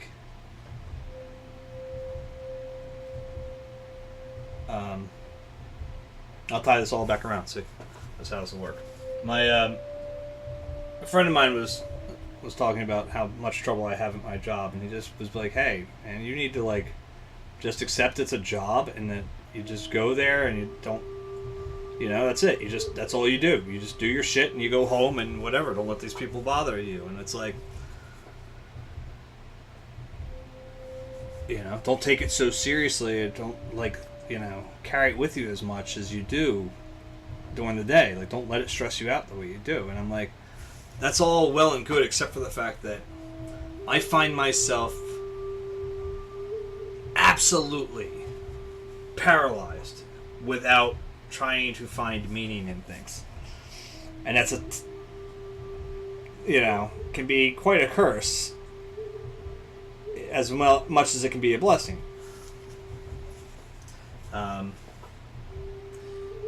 If you look at some of the paintings, or like, I'll start with an easy one, because again, the anniversary just came up of it not too long ago. Yeah, on the first, when I first started painting again, of my tulips painting. The reason I picked that subject, the reason I wanted to do those tulips, first I found a little thing of flowers to be very easy. You know, it's not that difficult, at least on a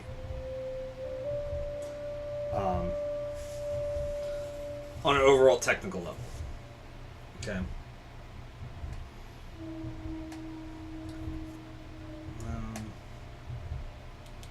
No, someday at Christmas, you fuck.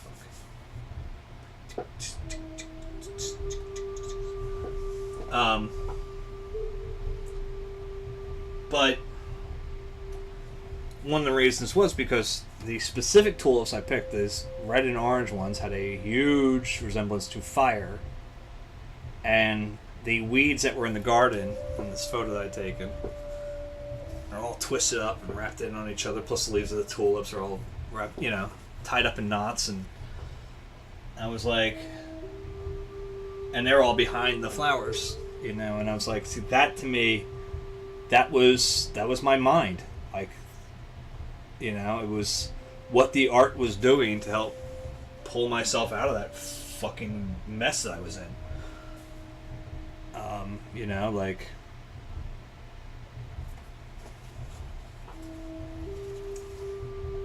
I was a physical, you know, mental mess, and art was burning its way through it.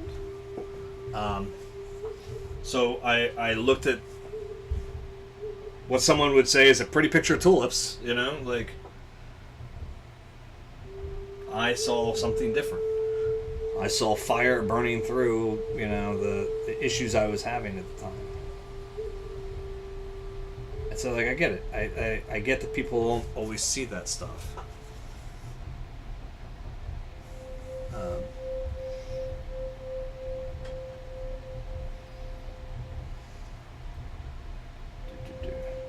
So yeah. Like I said, I'm just rambling here, I guess. I don't know. I just think to myself, like, you know, it cracks me up. Like, my wife, you know, as I said, she's very quick to go past things, and that's even stuff that I've made. You know, like,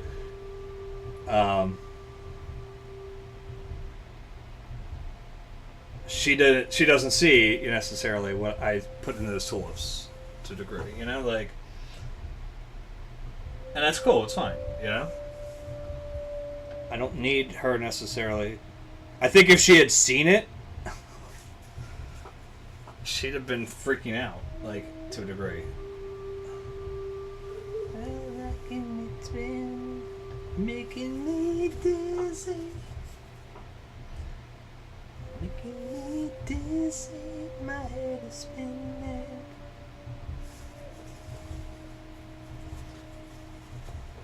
I don't know.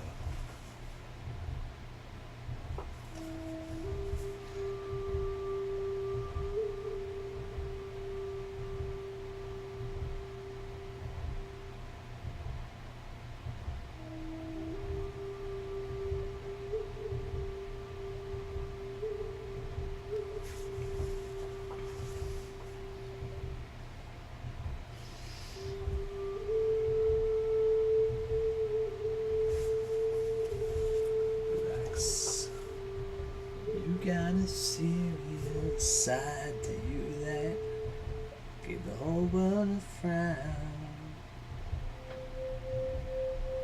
And nothing really matters to me. You said check out these holes in my gown.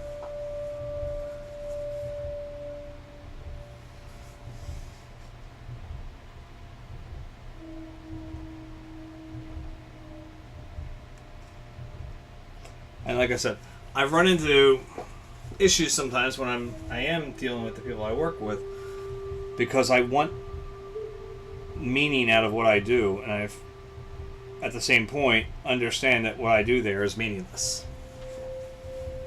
Like,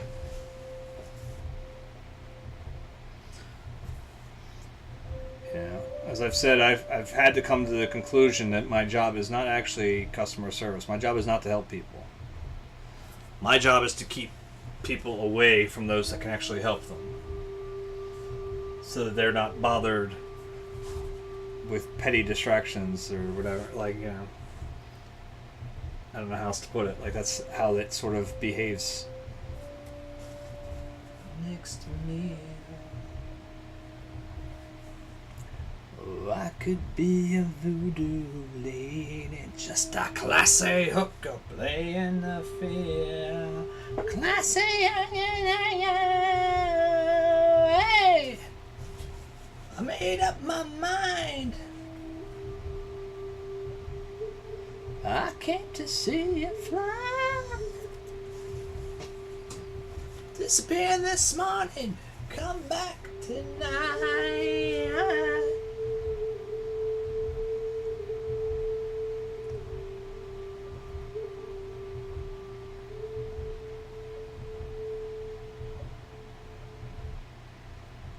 light up the cigarette, she said, and calm the fuck down.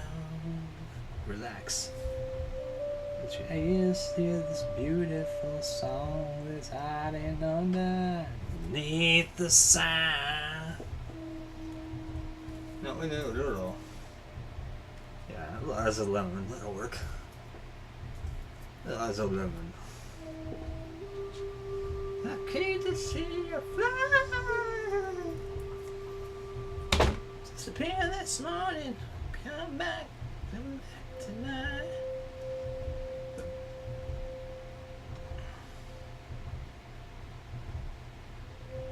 I should work nice on laces too, actually. Lady.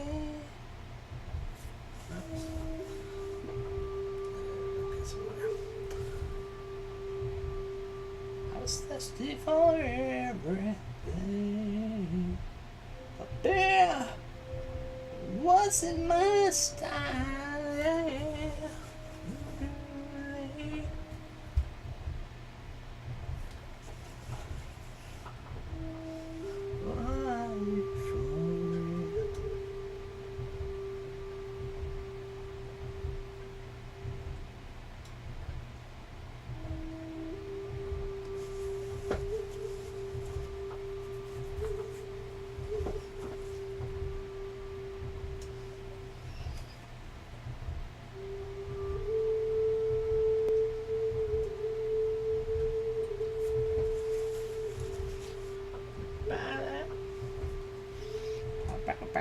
Gentlemen.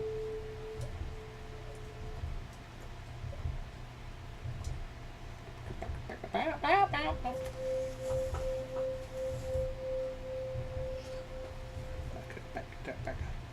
6525 Parkline Drive. And like always, I'm kicking in line. Gonna call the fellas to see if they with this. Gonna get down to the sound of big breakfast. Start the day with some Bob Marley. Check the room for the press parlay. Spark a little Nicky J, then that's off to Center City in the fastest way.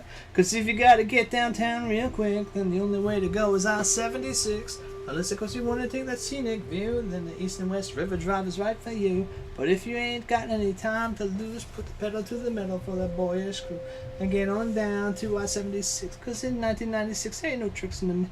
In 1982, man, it was real cool in school. We got good grades and straight up A's. The games to take us to a 76ers game. Big shots of Mo Cheek and Moses Malone. Julius Irving called Philly his home. Papa Joe. Bubble come from South Philly. You gotta get on time to the show. There's only one spot that's really you have to know. So get to Fishtown without all that drive. I suggest such a drive on I-95. Want to get downtown but feeling the fix? Get on that route they call 676, the most expensive wherever me. Got good grain. 76ers, Charles Barkley, this Larry Bird, get along. 76ers, Charles Barkley, this Larry Bird. Shoot, it's a million out in the sky.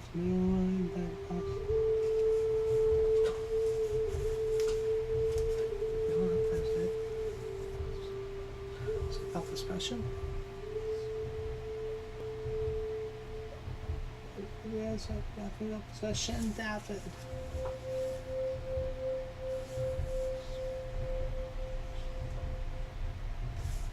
Live skyscraper on the route. Man size 76. Don't be quickness. But if you gotta get downtown real quick, then the only way to go is I-76.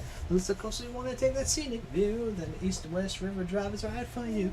If you only ain't got any time to lose, put the pedal to the metals for the boyish crew and get on down to I-76. Cause in 1996 there ain't no tricks in the mix. 76ers, Charles Barkley, this Larry Bird.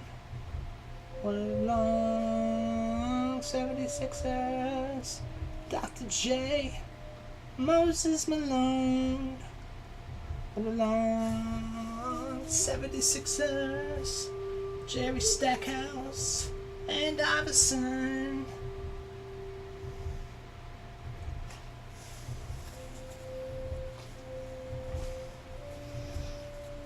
Driving like a maniac.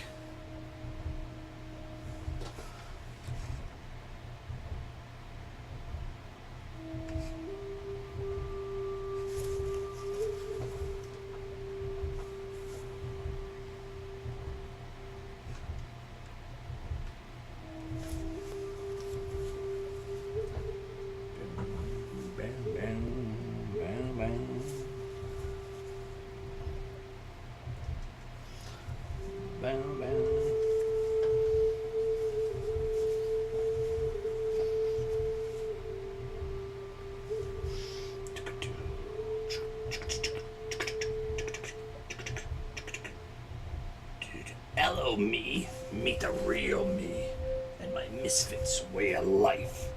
A dark black past is my most valued possession. Hindsight is always 2020, but looking back, it's still a bit fuzzy. Speak of mutually assured destruction. Nice story. Tell it to Reader's Digest. Paranoid, ruining me, your false friend. Anxiety's attacking me and my hair is getting thin. Ooh, I'm in trouble for the things I haven't got to yet. I'm chomping at the bit and my palms are getting wet. Sweating bullets! Hello me, it's me again. You can subdue but never tame. It gives me a migraine headache, sinking down to your level. Yeah, just keep on thinking it's my fault and stay an inch or two at a kicking distance.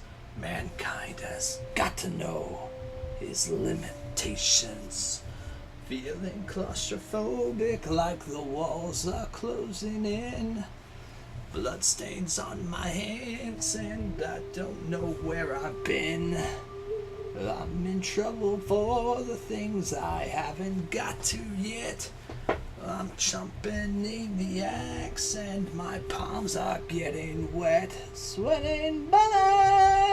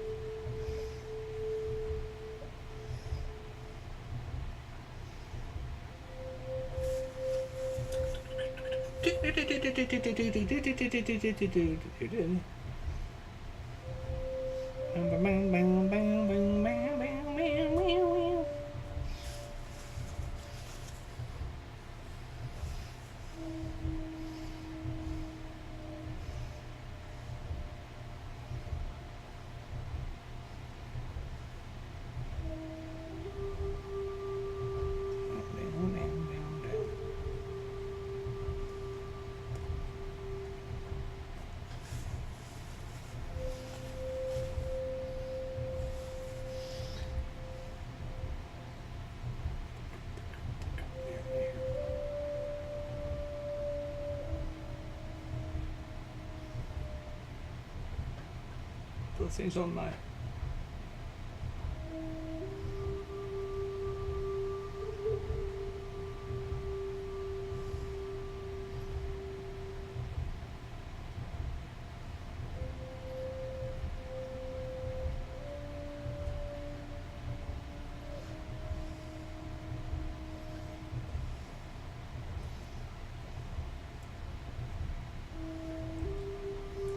sweating.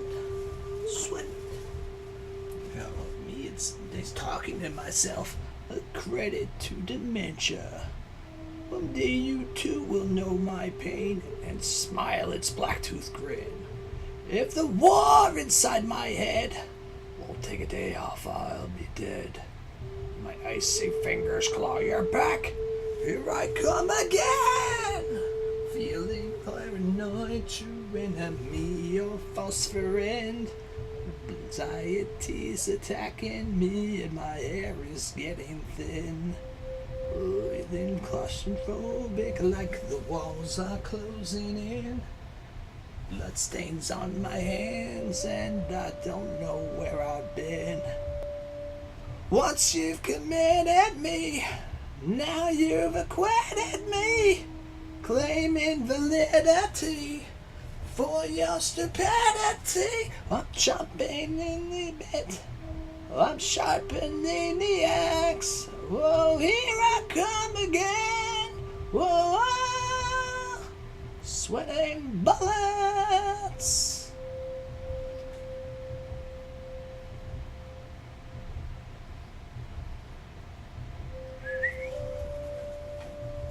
Come fly with me, let's fly away. If you can use some exotic booze, there's a far and far Bombay. Fly with me, let's fly away. Come fly with me, let's float down to Peru. In Llama Land, there's a one-man band and his flute for you. Come fly with me, let's take off in the blue.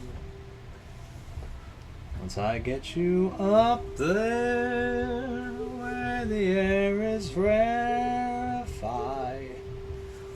we'll fly, starry-eyed one.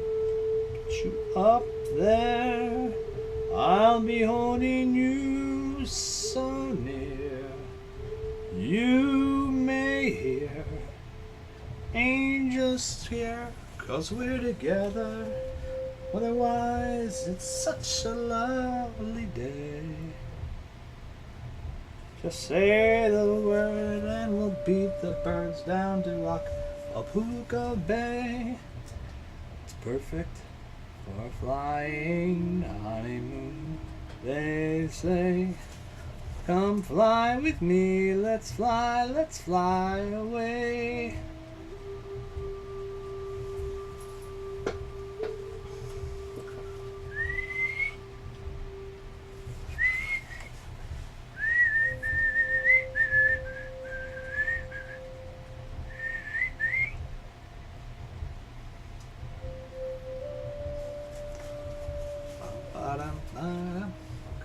Get you up there where the air is rarefied. We'll just fly, starry-eyed. I get you up there, I'll be holding you so near. You may hear angels cheer, 'cause we're together. Weather-wise, it's such a lovely day. You just say the words and we'll beat the birds down to Acapulco Bay. It's perfect for a flying honeymoon, they say. Come fly with me, let's fly.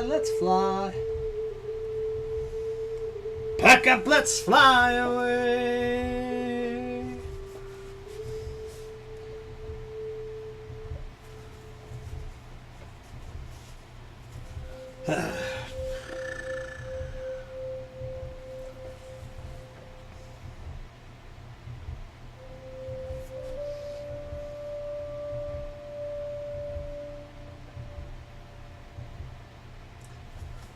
I guess I should take some pride in the fact that I did have a couple people on tonight, right? At some point.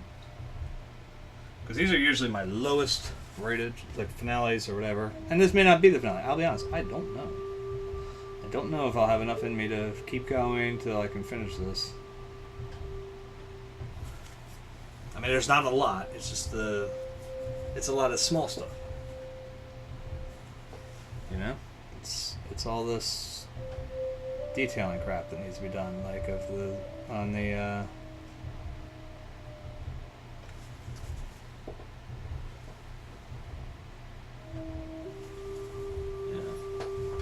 so that little stuff.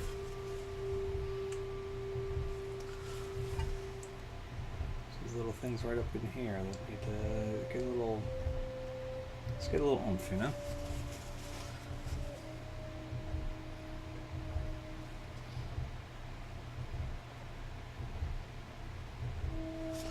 Like a little trim line of this.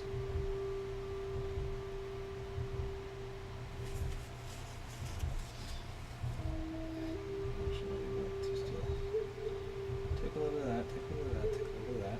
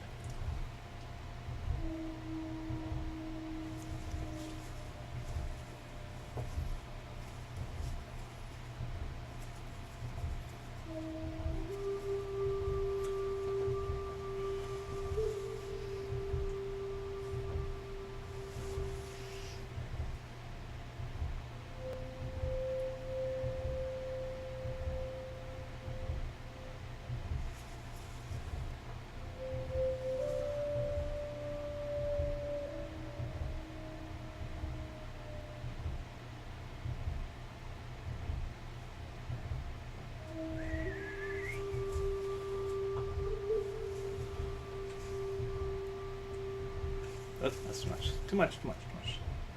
Let's go back. There we go.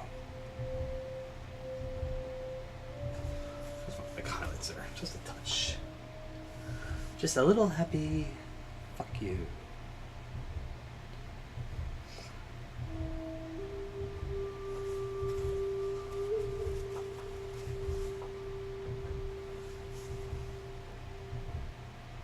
Just a little happy little eat shit there, you little fuck. Look, I can never be Bob. Let's put it that way. If I wanted to, I couldn't be.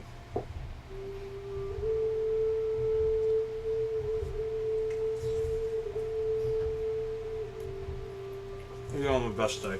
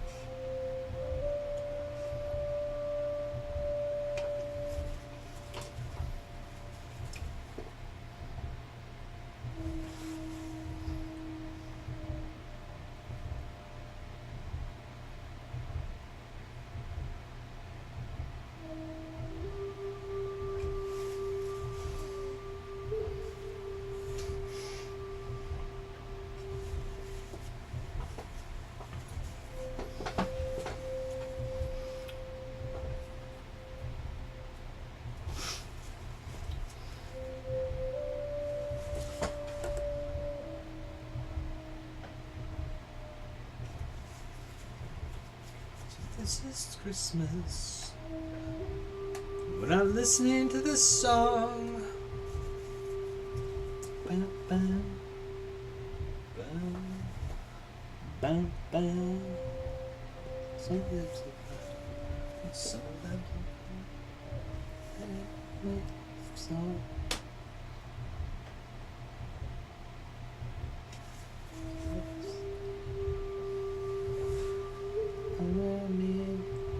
I am everyday people.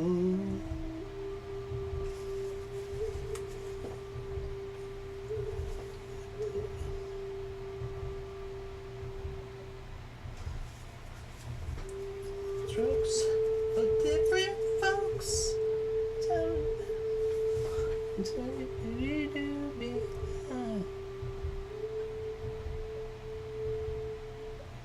Live together.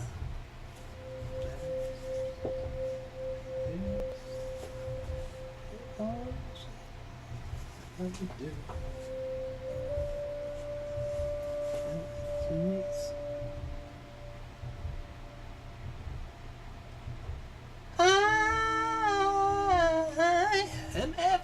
everyday people. Yeah, yeah. Hit the short hair, and strokes for different folks. Falling so long, and Scooby Dooby Dooby. Cha-cha. Live together. There is another one who doesn't like it. One who don't. Different strokes for different folks. So on and Scooby Dooby Dooby. I am everyday people. Yeah, yeah.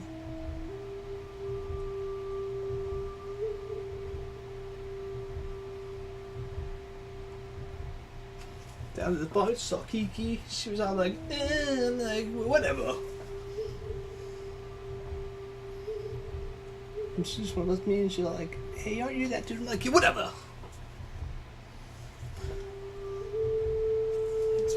I'm at the pool hall and she goes up. She's like, I'm like, yeah, whatever. Because this is my United States of whatever. This is my United States of whatever. This is my United States of whatever. And it's 3 a.m. I'm on the corner wearing my leather. This dude comes up, he's like, hey punk. I'm like, yeah, whatever. And then Mr. Dice in the alleyway. All the Leroy's like, hey, I thought I told you. I'm like, yeah, whatever.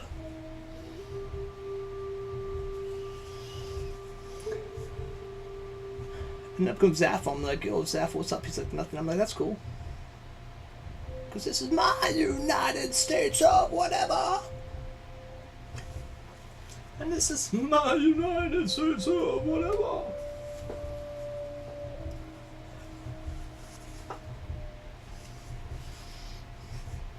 Yeah, I collect magnets. Yeah, like 3,000 or 4,000. Shit, a lot of magnets.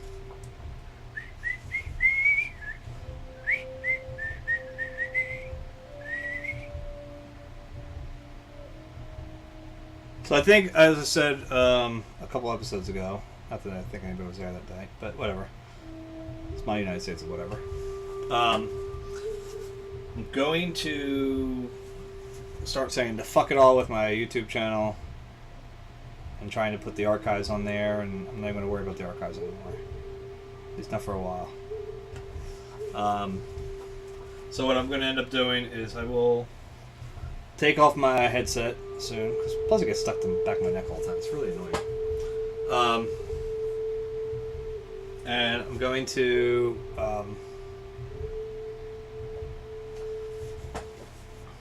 just let my music play. And episodes get muted or whatever, and you know, whatever, when they go into the Twitch archives. But that's the case. It's just going to be like, you know what? If you're not here for it, you're not going to hear me. Which make until I can get my stuff made up, you know, like all my work, all the songs I'm trying to write, until they're all done. If you're not here for it, you're not going to get to see it later. Oh, there's Afraid. Oh, that's not good.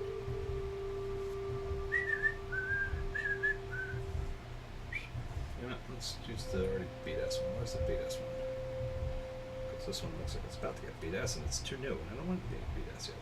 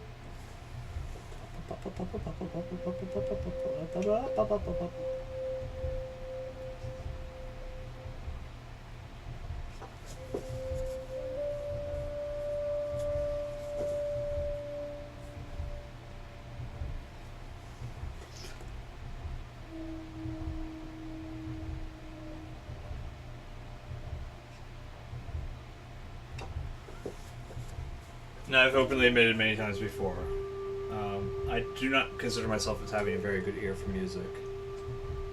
Anyone that's listened to me sing on here can verify that. My bandmates can most certainly verify it when we were in a band together, you know, years and years ago. But Jesus Christ, my ears, like, as bad as they are, like, I should be able to I should be able to understand some things that happen in music, and I do not understand at all. Like, I hear certain bits. It's a violin concerto from Paganini, whatever. And, like, there's stuff that's being played, and I do not even, like, I can't even fathom. It's one person playing it, and I don't know how. I don't know how she does this shit. I did crack up. I forget who it's another, like, violinist. I saw them going to, and again, I'm probably saying this, Paganini's grave wrong. Yeah, I'm probably saying his name wrong. But anyway, they were going to his grave, and they literally just flipped him off. I was like, that's funny. Just because his stuff is so fucking complex. It's so crazy. Like, if you...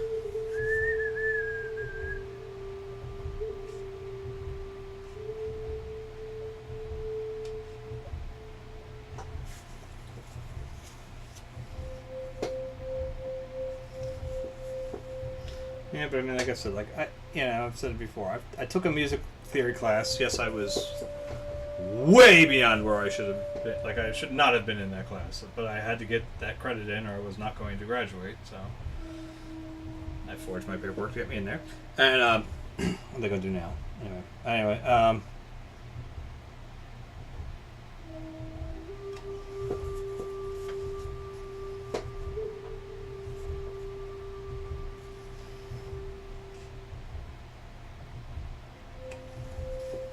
Pass the class, doesn't matter, right?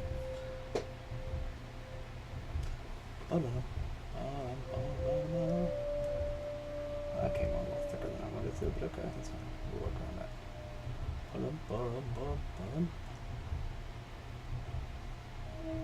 Actually, might be part of my problem is I don't think I've gotten as exciting with the colors as I used to. I try to blend them more. Even though I still put them on thick, and you can still usually identify which color's which, but I do need to start like getting back to like, this is a hard fucking blue. Like, don't fuck with it, you know.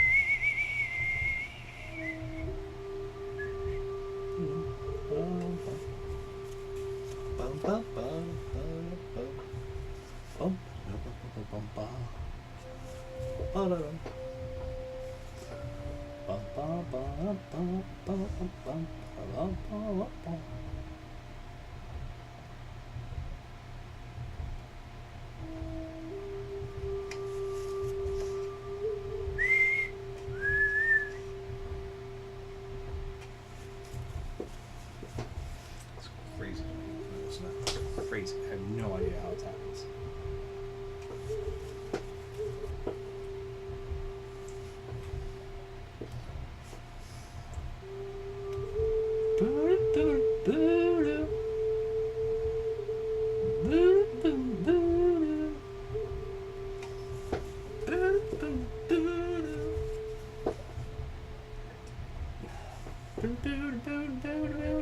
You jump in front of my car when you know the time. Then 90 miles an hour, girl, is the speed I drive. You tell me it's alright. You don't mind the pain. Alright, so I'm thinking tonight is actually not the finale. There's still a lot of shoelaces left. Which actually serves me well, I think. This will do me better, actually, to not finish this tomorrow, like tonight, and be able to finish it tomorrow night. Oh, I'm not the only soul who's accused of hit and run. Tire tracks all across your back. I can see you've had your fun, but darling, can't you see my signals turn from green to red? And with you, I can see a traffic jam straight up ahead. Cross town traffic. Cross town traffic. Cross town traffic. And I'm trying better things on the other side of town.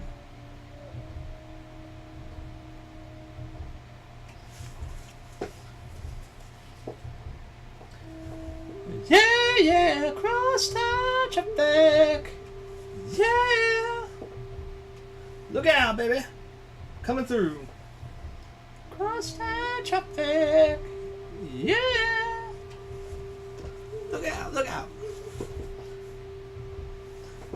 Yeah.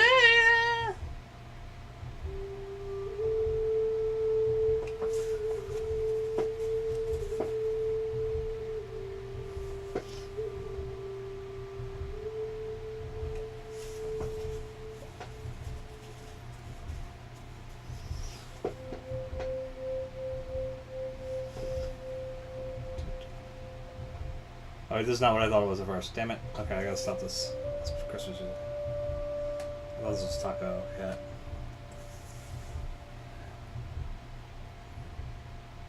It's astounding. Time is fleeting.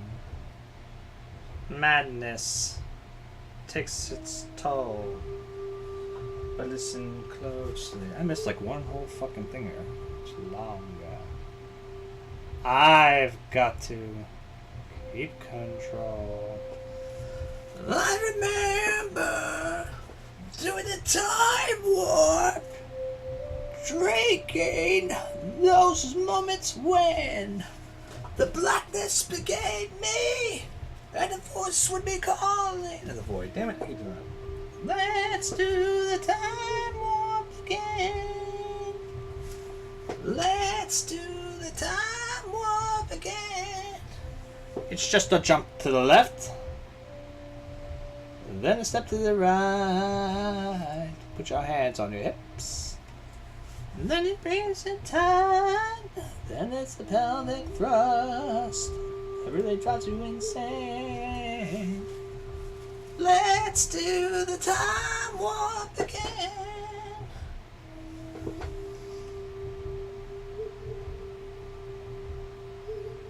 It's so dreamy. Oh, fantasy free me.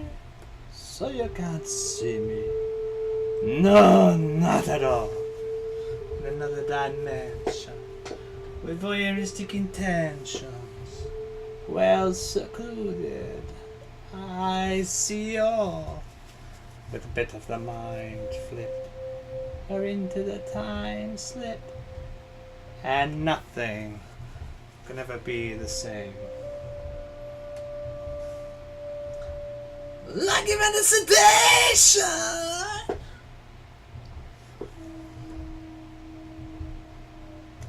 You know, I'm liking it a lot more when I start getting a little heavier with that cerulean there. Maybe not that heavy. Wee. Just walking down the street. In the evil wink, he took me out, taking me by surprise. He had it.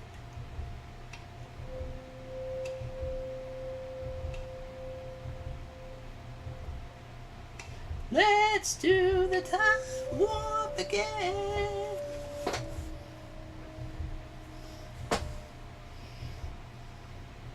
It's just a jump to the left.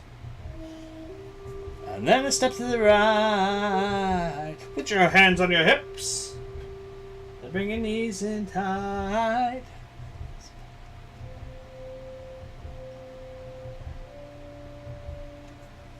Let's do the time warp again.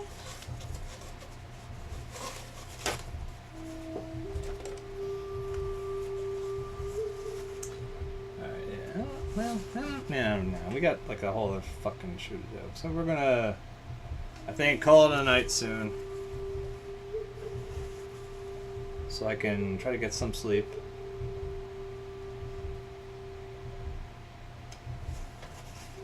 I have no idea what I'm going to be dealing with tomorrow as far as weather goes.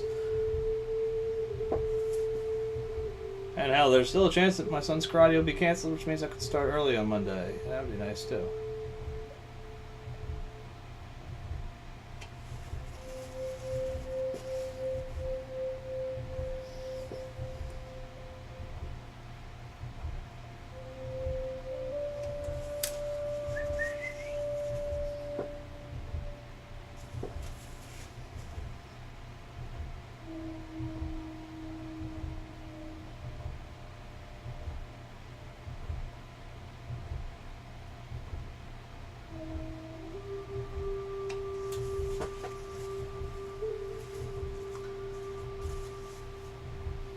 I'd like to get like at least some of this kind of cleared up though. You know what I mean? Like I'd like to be able to come in here tomorrow night. So maybe we'll hit till 10:30, see where we're at. No.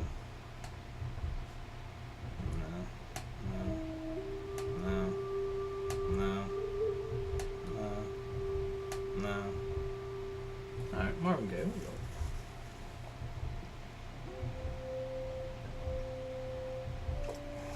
Actually, you know what? That's not the one I want, so we have to get rid of that one. Actually. Interesting. Anyhow, I don't expect that to be that version.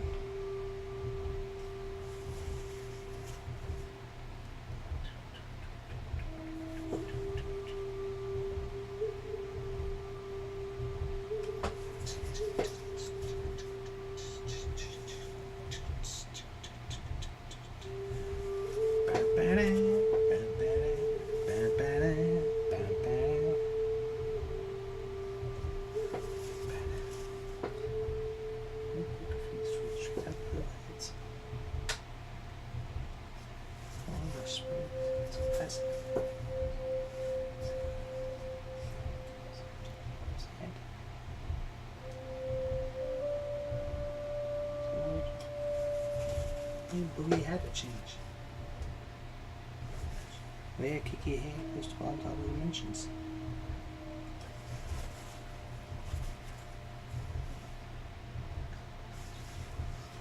There's the birds in the entire hip hop era. That's what I was saying earlier. Miles and shit.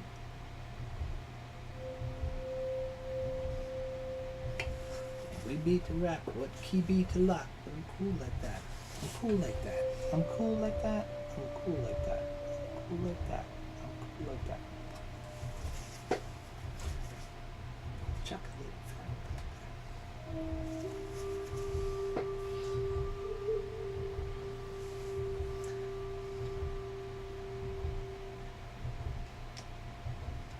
With the funk verse.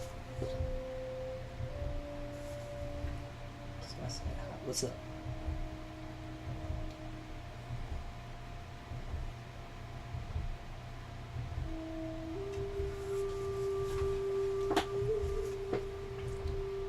So spastic. And Cleopatra Jones. I'm chill like that. I'm chill like that. I'm chill like that. I'm chill like that. I'm chill like that. I'm chill like that. I'm chill like that. I'm chill.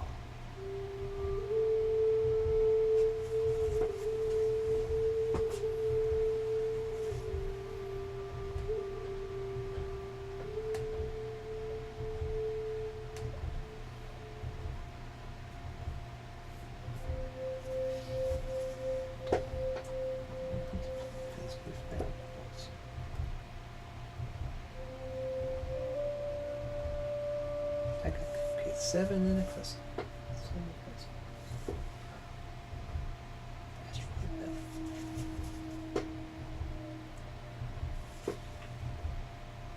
It's just true.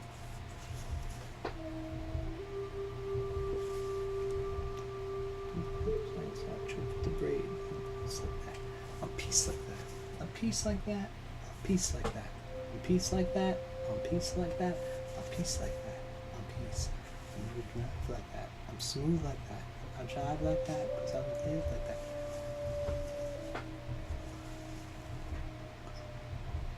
Funk like that. I'm fat like that. I'm in like that because I swing like that. Strip like that. Act like that. Zoom like that. We out.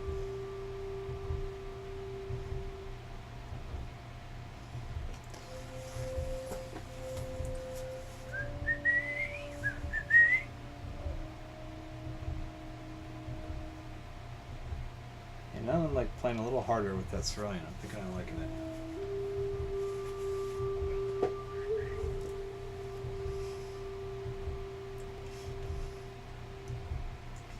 It's one of those colors that could be a very dangerous color if it's left unchecked.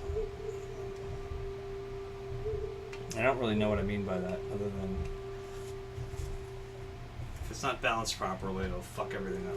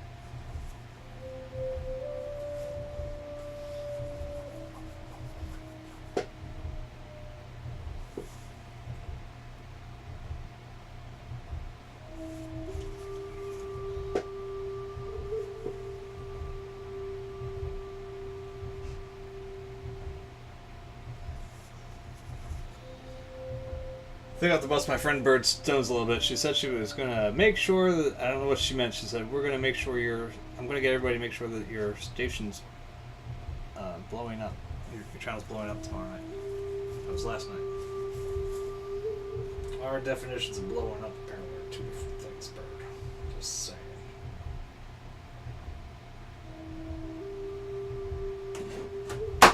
I didn't need that phone anyway.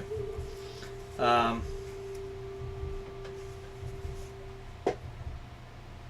really should stop soon because again, it is a fucking disgusting mess out right in front of the studio, weather-wise. Like it is sloshy and slimy and stuff I don't want to have to deal with tomorrow morning, but I'm gonna have to. So it makes me feel like I should get into bed relatively soon.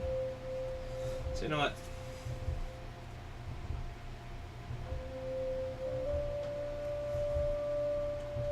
Let's keep going.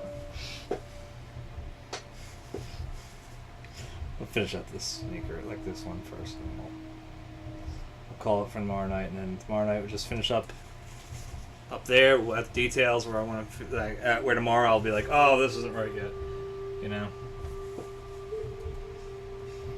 This isn't ready for that yet, you know, kind of thing.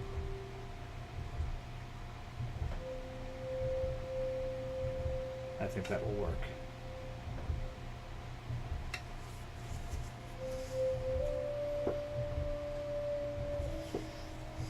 Which all but guarantees that I will have no viewers for the finale too, by the way, because my Monday nights are worse than my normal finales.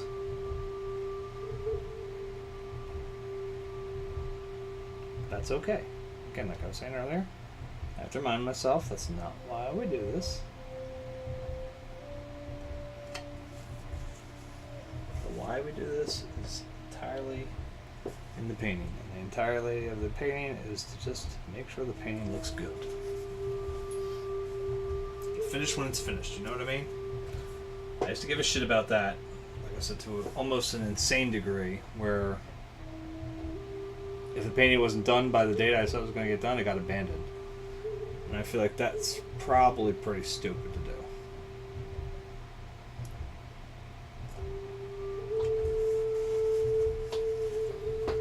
So there are a lot of paintings from my college years that's like, I don't like, I never will like, because they're honestly probably never were finished. They were just abandoned. And you can usually identify which one those are pretty easily by the fact that they weren't signed. If I didn't feel it was finished, I never signed it. Or if I thought it was like just a study, I wouldn't sign those. I had someone buy one of my pieces off of me from my old job at Quest. And they were like, it's not signed. I'm like, because it wasn't ever like anything more than a study. It was just...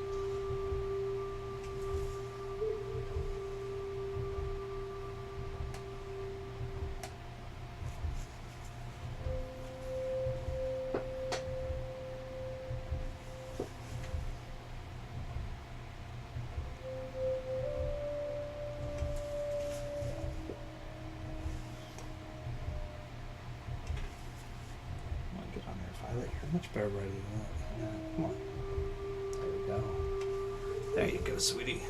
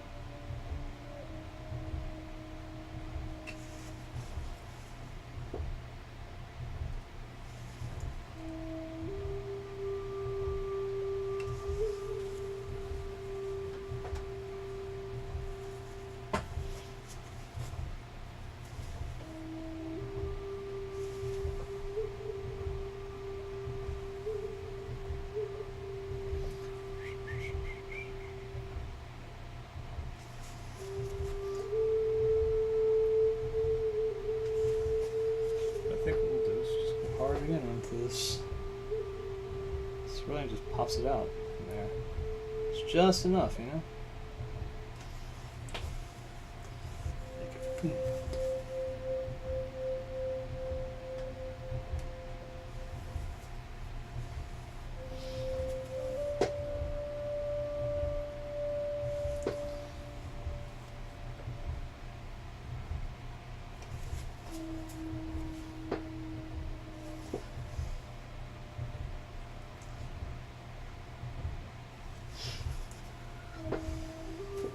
See, there's a lovely game with color, like, that you can play if you know how to screw with it right. These are colors that normal people I don't think would want to mix together. It's like a muddy violet, oxide chrome, and cerulean.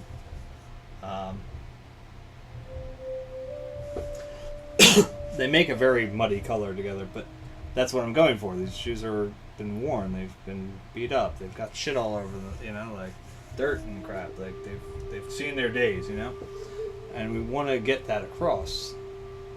Go back to my bit I was talking about storytelling, you know, in a sense with art. So we want to feel that stuff. We want to see that dirt, you know. We want to see that grime.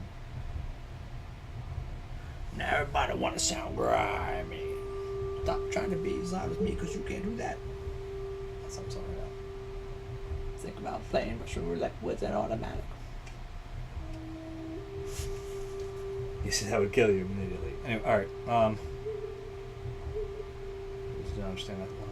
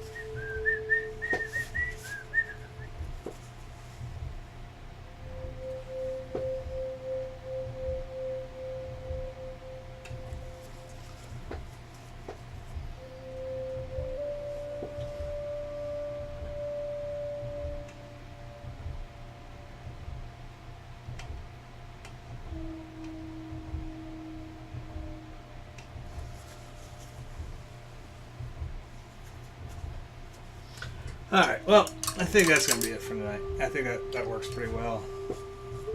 One little thing here, of course, because I just spotted it. Let's put that, like, right there. Just make that a little stronger.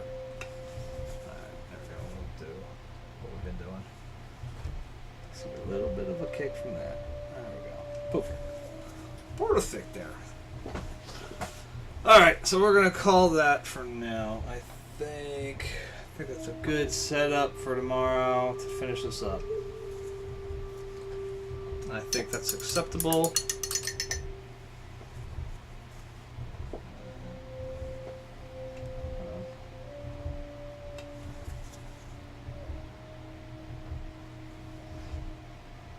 If you've never seen this channel before, this is pretty normal for me to be like, I think we're going to stop there. Wait a sec. Let me just do this real quick. This is normal stuff. But I think with everything done, I think we're good to go for tomorrow night. Wrap this up. And,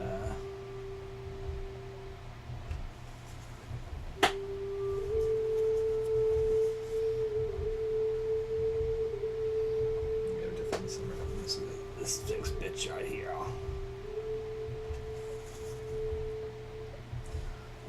Ba ba ba ba ba ba ba ba ba ba ba.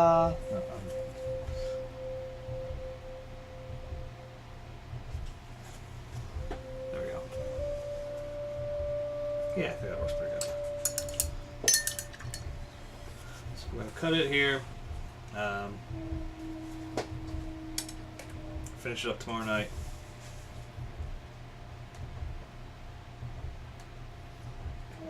Close that out.